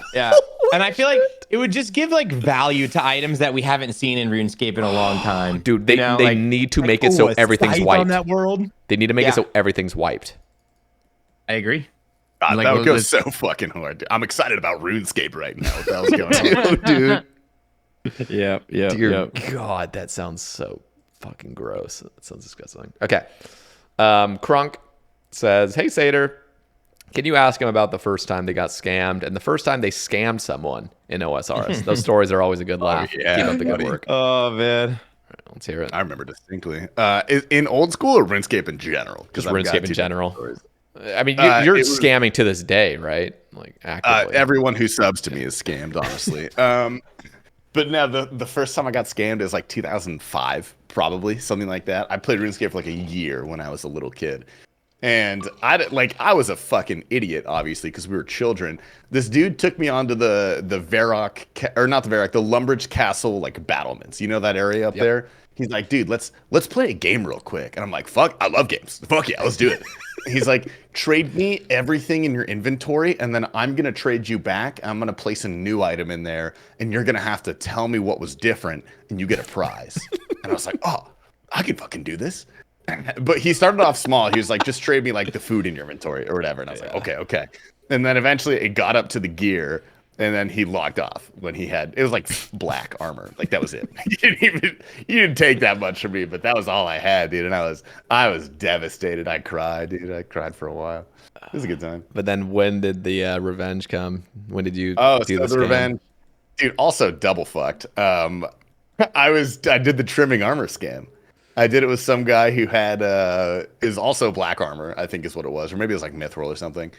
And I was like, dude, I'll trim it, dude. I know how to do it. There's a secret. And he's like, what? I don't believe you. And I was like, dude, like, let me try. Like, I got you. And then he gave it to me, and I logged off. I just like scammed the dude. But I felt so bad that in like probably 5 minutes, I logged back on, and I gave it all back to him. And I was like, dude, I'm so sorry. Like that. It was a solid moral compass, bro. No, the funny thing is we became friends. Like we played RuneScape every day for like months afterwards, and then at the end of our friendship tenure, he was like, yo, can I borrow your armor? And I gave him like full addy. Gave him like full addy. He logged off. No, never saw it again. The tables fucking turned, bro. Wow. He faked to be your friend for months just so he could get that addy. Yep. Wow, savage. Okay, so like getting scammed, yeah, it probably just would have been, I think I fell for some trick. I just remember, like, I don't remember what it was, but I followed a guy and I put full addy on the ground and he took it. I don't know why, but that happened one time. Is that a scam? That sounds like that guy was an idiot. No. I put the addy on the ground and he took it. He like convinced me. It was like, I think he was either doubling my addy or he was going to trim my addy. And I needed to place it on the ground on this one tile, and I just put it on the ground and he took it and logged. And I was like, yep, okay. Yeah, like I don't know what I thought was going to happen. And then my favorite scam ever that I did, though, was I had this account. It was like my main account. It was the first account I ever made. It was called Your Homie 11. I made it when I was 11 years old, and I spelled homie Homey because I thought that's how you spelled homie back then. And so I was Your Homie 11. And I probably had like base 20s and mithril. And I remember I was at church one day. Oh, no. And I was talking to this one kid, and he knew the login to his cousin's account that had like base 30s and adamant. And I was just like, I wanted that account so badly, dude. And I traded this kid 3 Hershey's Kisses in primary. Okay, like we were, dude, during singing time, just so you know, dude. I'm in primary during singing time, dude. I traded him 3 Hershey's Kisses for his cousin's login. I go home, I name change, and I double password change, and that is my main account to this day. Oh my fucking god, dude, you're kidding me. Yeah, dude, so that's my Tpapa account now, bro. Dude, listen, that's dude. My login. What the fuck, man? No, dude, you just fucking made me crack. I have to tell it's fucking secret. I can't listen. No, Sater, no. Listen. So this account. Okay, wait, let me like rewind.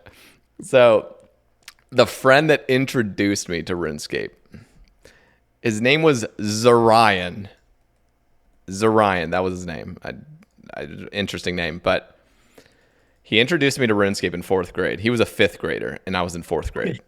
And we were in a combined 5th and 4th grade class.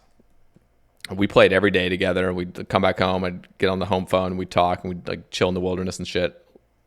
Really great friend. And he, like... I think I occasionally would log into his account because, you know, we would just like share each other's like accounts, like, oh, you know, we want to like go mine or something, or just, you know, fucking do something on their account. And I had a very solid moral compass at this point. Like I wasn't going to like scam or anything, but I'd log into his account here and there. So I knew his password. And it was a really simple password. It's pretty easy to know what it was. And so anyway, I quit RuneScape at age 12 or whatever, and I come back, obviously, as an adult, and I am, like, trying to figure out all my old accounts, basically, like just like all my old accounts, because I didn't want to have a like an email login. So it's like going through all the accounts I could remember that I made as a kid, and just I couldn't ever figure out the passwords. And I couldn't recover them properly. But my friend's account, Zarian's account, I ended up being able to guess what his RS3 account was because everything transferred over to RS3. So that ended up being what is now my old hardcore account is his username. And the account I have that I'm playing on now is my fucking older brother's old ass account from like 2004. And I straight up just guessed his password because I remember what his username is. And Oh my God. I told my brother like a couple years after. I was living with my brother. I never told him that I was using his account.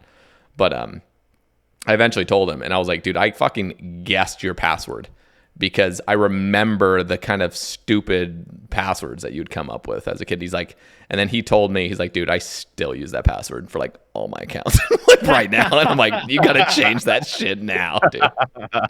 Anyway, so it's not as good because I didn't scam, but yeah, I just straight up stole 2 accounts technically. They're not mine. Like when Hamzy logged into that airline miles account that was dude, crazy, huh? Dude, with the same exact password. That's so funny. Dude, I rated him yesterday. He straight up doubled down again. He's like, dude, Saint Tits didn't, because Saint Tits on the cast didn't believe him. And he's like, no, it's real. That's wild. So anyway, yeah. So I use my technically this is my older brother's account. Yeah. Yeah, okay. He heard about that double down and from your podcast. Then yesterday during ours, or maybe afterwards, dude, Hamzy took offense to that and pulled up the screenshots.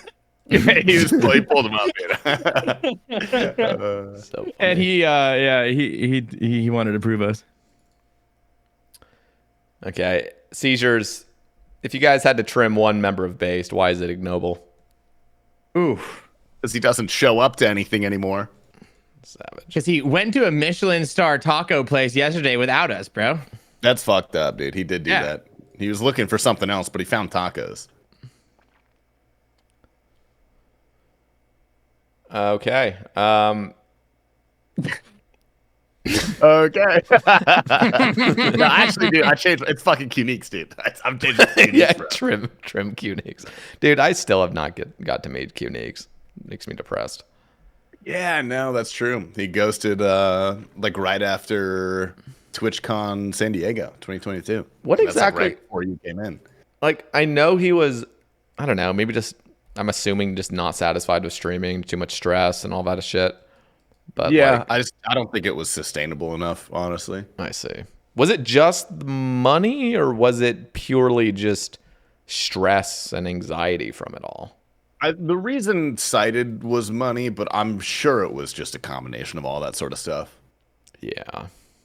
That's a good thing to recognize, honestly, and to like actually take action if it's really not being fulfilling. I'm glad he found a better path because he's doing something that he genuinely likes. And it was the thing that he was doing before he streamed too. So like, you know, I just went back to it. You gotta remember too, like Qniques is so much younger compared to us. And he was like, he was on his own, fully sustained by streaming at like, I don't know how old he was, but he was not very old. Like what he did. Dude. Yeah, what he did is so impressive in my eyes. Like for how long he did it, like it was, I don't know. It was incredible. It was, you know, that's part so of the reason why he did it. Yeah, it just makes me sad because I think for the most part, he's totally good with where he's at. I don't know. I don't talk to him, but I feel like there are some people that don't fully recognize how blessed they've been to be like given a platform and to like be able to like make it lucrative in some way. Yeah. And so just abandoning it in a way can lead to regrets in the future of just having not like, I don't know, nourished it basically, like not like kept it going. And then maybe in the future recognizing that and then not being able to like get back to where you were. But I don't know. I don't think it's going to be the same with Qniques, but it's just one of those things that like for me, if I were to just have a burnout that's so bad, that's like, oh, I'm just going to quit and just stop everything I'm doing. I know I would 100% regret that because of everything like I have already built over 5.5 years of doing this. It's like, it's hard to if I were to just quit for a few years and come back, it's like it's never going to be the same again. It's just like I think he definitely wanted to keep doing it part time, but I think like the reality of that is just easy to so get sucked back difficult. into. Yeah. It's so hard to do that too. Like I have massive respect for like Hamzy and Wide Juicy does the same thing where they stream like a good bit, dude, and they have full-time jobs that are probably more than 40 hours a week. Like I remember working my full-time job. I don't think I would have had energy to do both. Like that would have been so rough.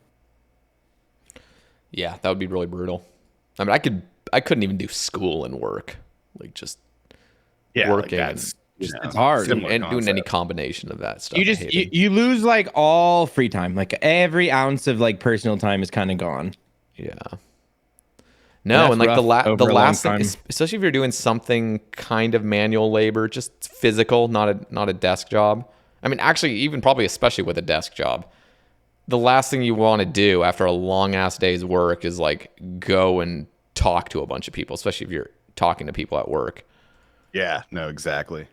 Like seriously, like I'm one of the laziest fucking people ever. Like I did like a 4-hour stream this morning and I had to cut it early because I'm just thinking like I have to talk for another several hours. Like it's just talking. And I'm like, yeah, I don't want to burn myself out from talking later about RuneScape. Like just I can't even imagine going to work, talking to customers or whatever for 9 hours and then going and talking to a stream for another 4 hours consistently. Brutal.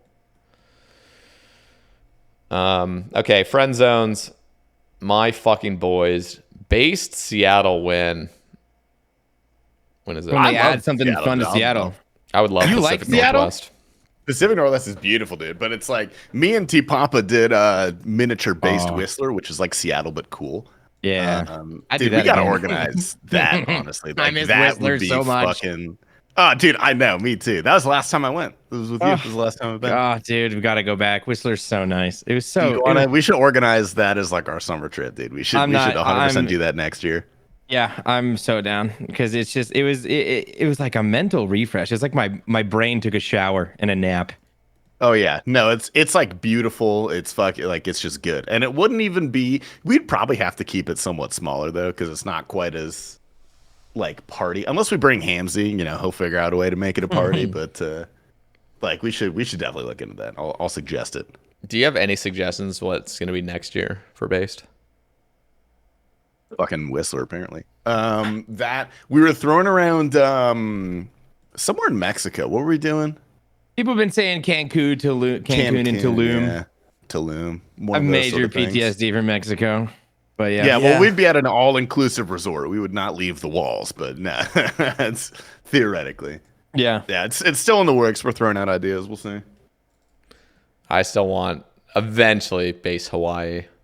Oh my god. Oh, that would be sick. Yeah. That would be in the far future, but it's expensive. Yeah, but there's the logistical challenges of hosting things like this because like they're pretty expensive for the most part. Yeah. That would be the dream though. Actually, Base Tokyo. That would be the dream. Oh, that would be sick, dude. Holy shit. We get arrested. I think dude, we would actually like we would be so embarrassing everywhere we went. I know. Awesome. I'd be so anxious all the time. Yeah, we'd be those Americans. Like, We'd be the Americans that leave the bad taste in their mouth, bro. That's fine.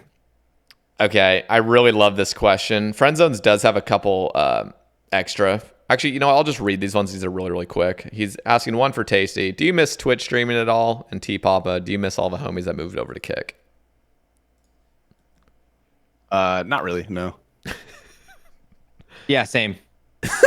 I love it. Okay, yeah. This is the question I really want to. I love this question. What are the most notable changes over the years from when you started content creation till now? Pros and cons, and are you okay with it? Oh, dude. Pros and cons. Wow. I think that's a great question. I have an answer too after question. You guys. Yeah, I think when I first started doing content creation, like kind of blowing up and making something out of it, like I had a bright burning fire in me for sure. And I was releasing 2 YouTube videos a week, which was like 30 to 40 hours on top of streaming, probably 20, 30 hours a week. And it was like, it was a lot of fun, and there was a lot of passion behind it, so it was like a really exciting time, which was definitely a pro. But also, it was so hugely unsustainable. Like, it was so rough on me. My whole schedule was destroyed. I stopped going to the gym. I started eating really poorly just because I was dedicating all of my free time to it. Like, I stopped hanging out with my friends a bunch in the name of like growing something. And I think the con was definitely that it was just kind of like wrecking me inside and out.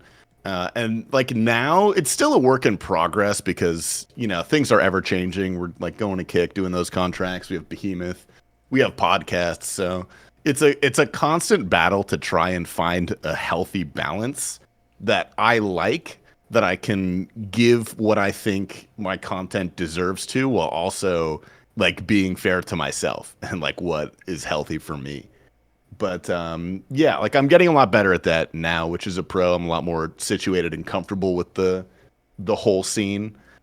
But the con is that I no longer put out 2 YouTube videos a week and stream for, you know, 30 hours a week. But you know, it's a trade-off I made very very decidedly. So yeah, it's weird thinking back to, you know, 4 years ago, 3.5 years ago when I started.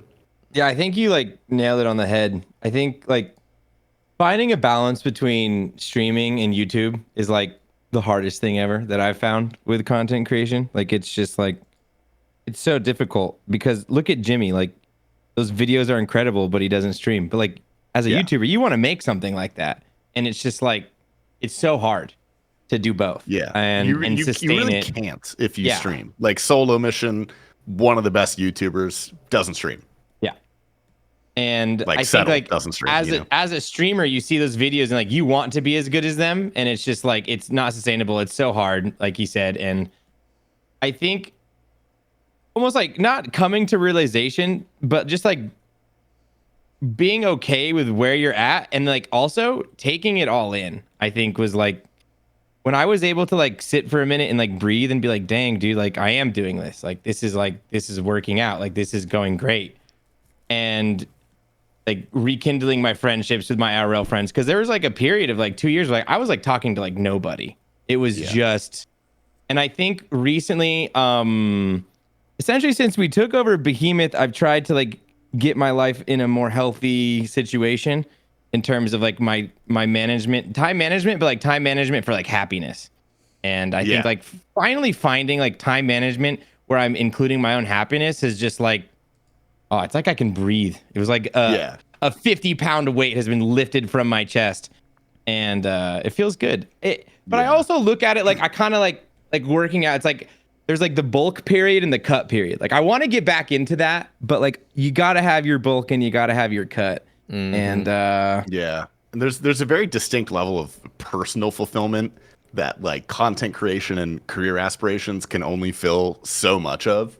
And so like making the conscious decision to axe a bit of your work and like not do as much for the sake of actually being happy is also a really hard balance to find. You know, that's one thing that I think content creation specifically is a really hard job to do that. Or anyone who owns their own business. It's like analogous. You know, you can work as hard as you want, you could grow as much as you want. And you know, it'll work out, but you're gonna burn yourself out at the end of the day. So how much are you willing to sacrifice to actually have a good quality of life, which is like the reason a lot of people wanted to be a streamer in the first place to achieve. Yeah, no, that's a good point. It's always one of those things where I always feel a little bit weird saying like, oh, like streaming's so hard, but because it's really not when you compare it to like any other. It's difficult in a weird way. Yeah, that does not really translate. It's more to like any other. It's like a long-term mental thing. I like to describe it to people as like it's the only job in the world where I don't know actually that, but like it's one of the only jobs in the world that like you have to be happy to do it every day. Like I can't go live and pretend to be happy. Like you have to wake up and enjoy it, or else your stream's not going to be enjoyable. And like that's a hard like spot to be in all the time, because like at the end of the day, it is in a sense a job, right? Like like maybe there's a Friday I want to go out with my friends, but like I got to stream, right? Like I might want to be doing something else, but like I have to stream, and like I have to be in the headspace of this is the greatest thing ever, and you have to do that every single time. And a lot of time it is easy. Like we are so blessed to play RuneScape, but like there is like, you know, the every now and then where you're like, okay, this is a little hard today. And it's such a different hard that is so hard to explain. It's like a weird kind of guilt almost because you don't wake up feeling great. And like you could totally go live. Like you could put in 5 kind of half-assed hours and like check the box. But if you're not producing content that you're proud of, it almost makes you feel worse in a way It does. than if you did go live and like just kind of have a shitty day. You know, like sometimes it's better to just take it off. No, that's like a trap that you can fall into because like the past 2 years have definitely been the least amount of hours I've ever streamed. I mean, obviously first 3 years I streamed a lot more, but it's a hard balance to strike. Yeah, like you have to, as soon as you start comparing what you could do for content compared to like your best days of content where you're just like everything's on a roll, you're super excited about logging in, you're super like the chat's rolling, you're having a great time. And then you're like, if I go live right now, I don't even want to play the game. Like I don't want to like talk to people. Like, but you have to do it. And then you literally feel this sense of like, if I go live right now, I'm going to put on this show that isn't my best and people are going to see that. Like it's so easy to perceive if somebody's not having a good time. And that ends up like losing you like viewers in the long run almost. So and like it's how much of that is discipline? Like how much of that can you expect yourself to just push through? And how much of it is you being like a baby? Like you're not feeling fantastic, but you're not feeling terrible, and you feel like maybe I don't want to go live today. Like what the level? I guess like the level you have to achieve is just it's a personal decision. Like everyone has to figure out where their own line is. Totally. I think for me, the most notable changes have been one is feeling very comfortable just talking in front of a camera and like being myself entirely.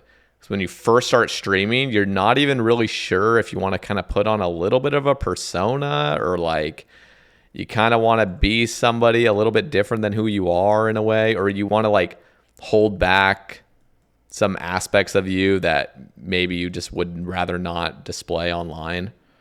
And I think with me podcasting, like just straight up getting into a conversation with a person I've never spoken to across the world for 3 hours and just doing that weekly has like really... Like that would have never been something I would have ever wanted to do or thought I could do when I was a teenager, just talking to somebody, a stranger for 3 hours. Like that would have, no, absolutely not. Fuck that.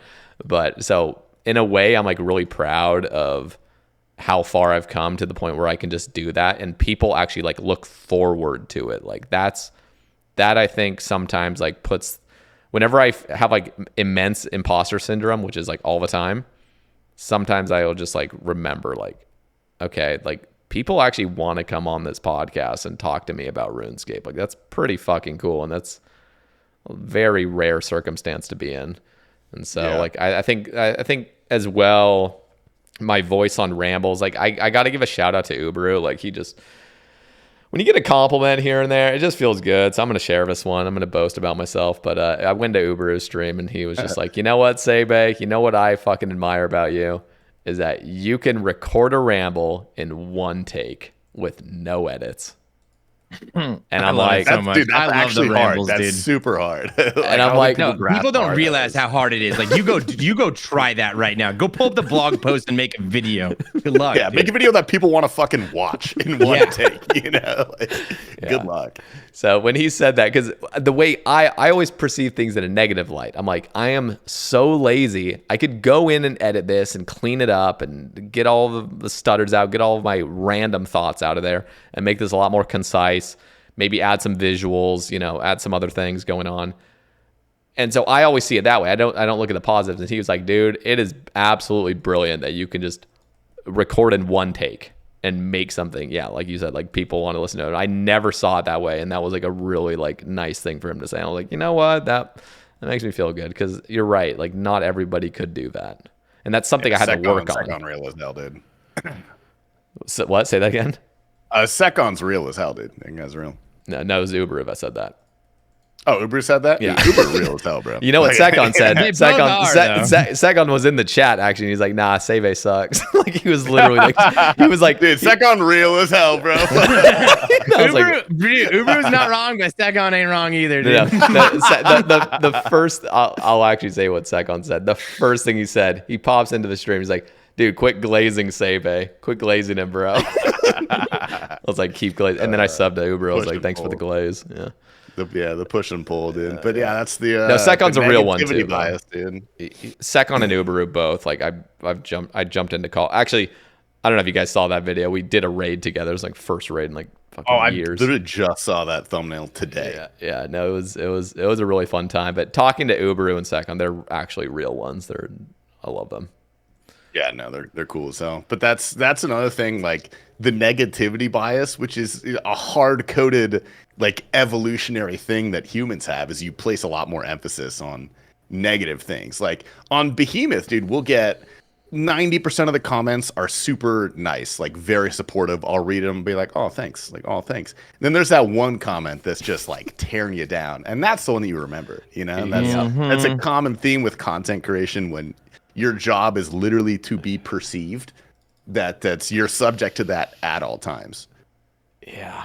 Have you guys, I mean, obviously not reading the comments is one way to not do that, but have you ever, I feel like no matter what, the longer you're in the content creation sphere, those kind of things just don't affect you as much. It still can, especially when things actually are critical and you know that it's something you like just nips need to work on.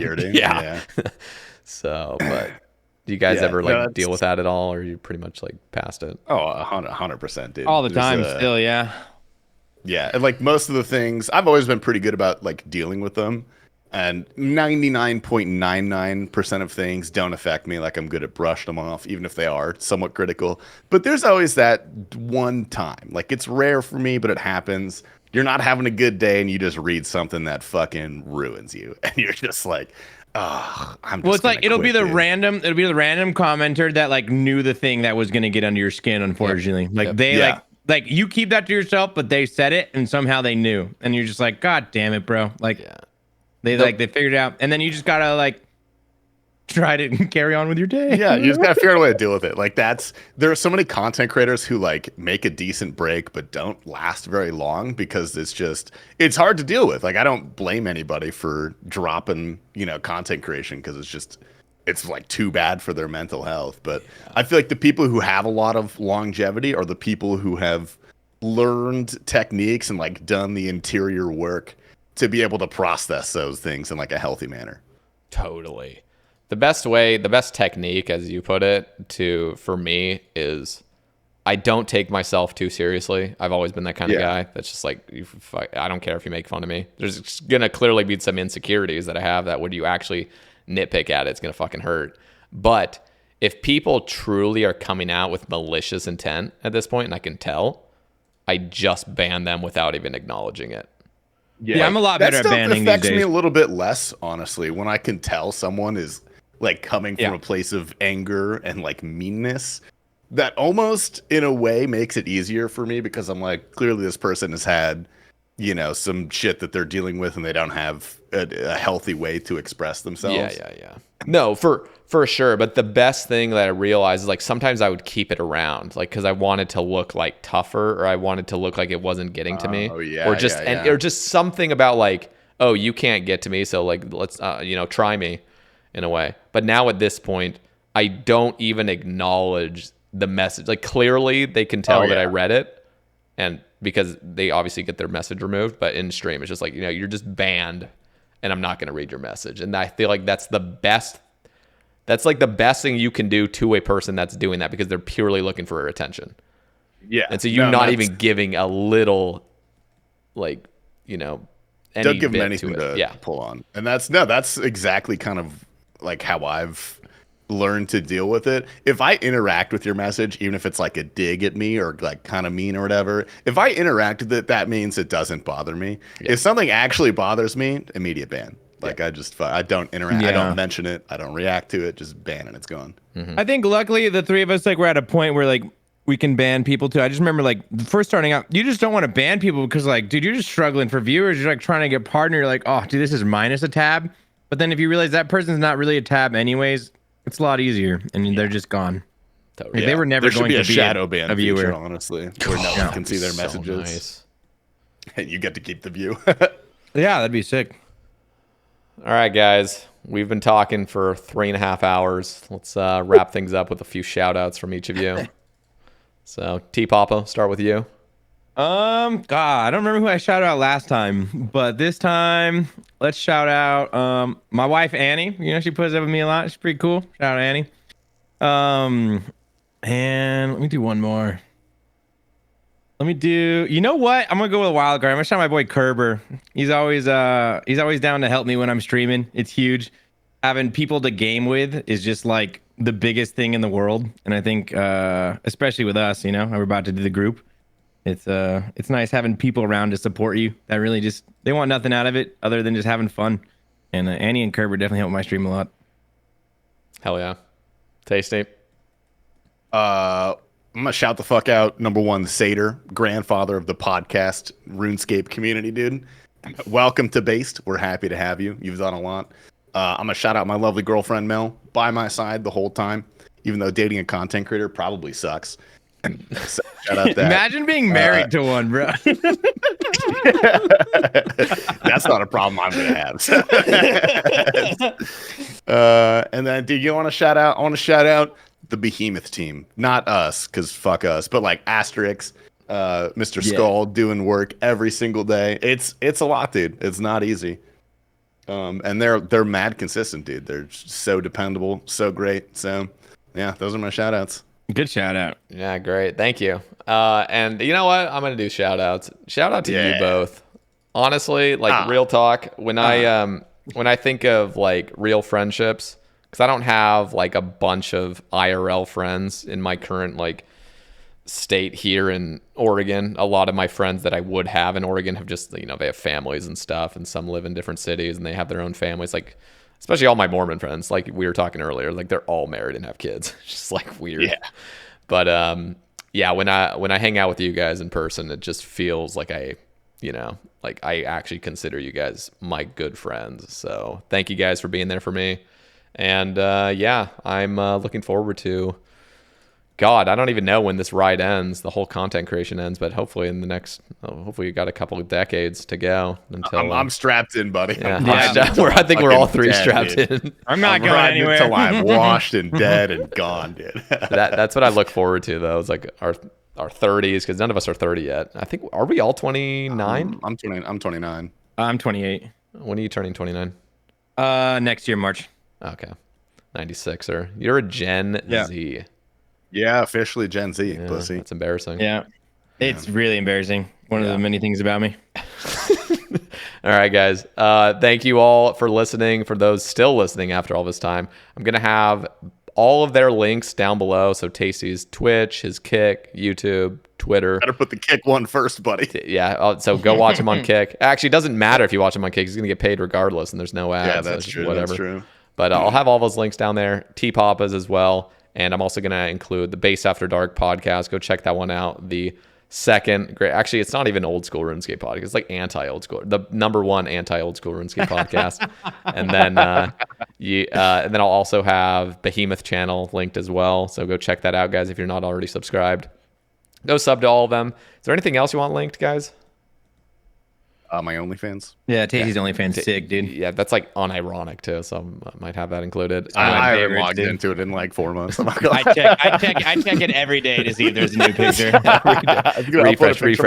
refresh. Okay, cool. And if you guys want to support the cast as well, down in the description, I'm going to have the Patreon link and the YouTube membership link. Get your name on the title screens. Greatly appreciate all that do support. Thank you very much.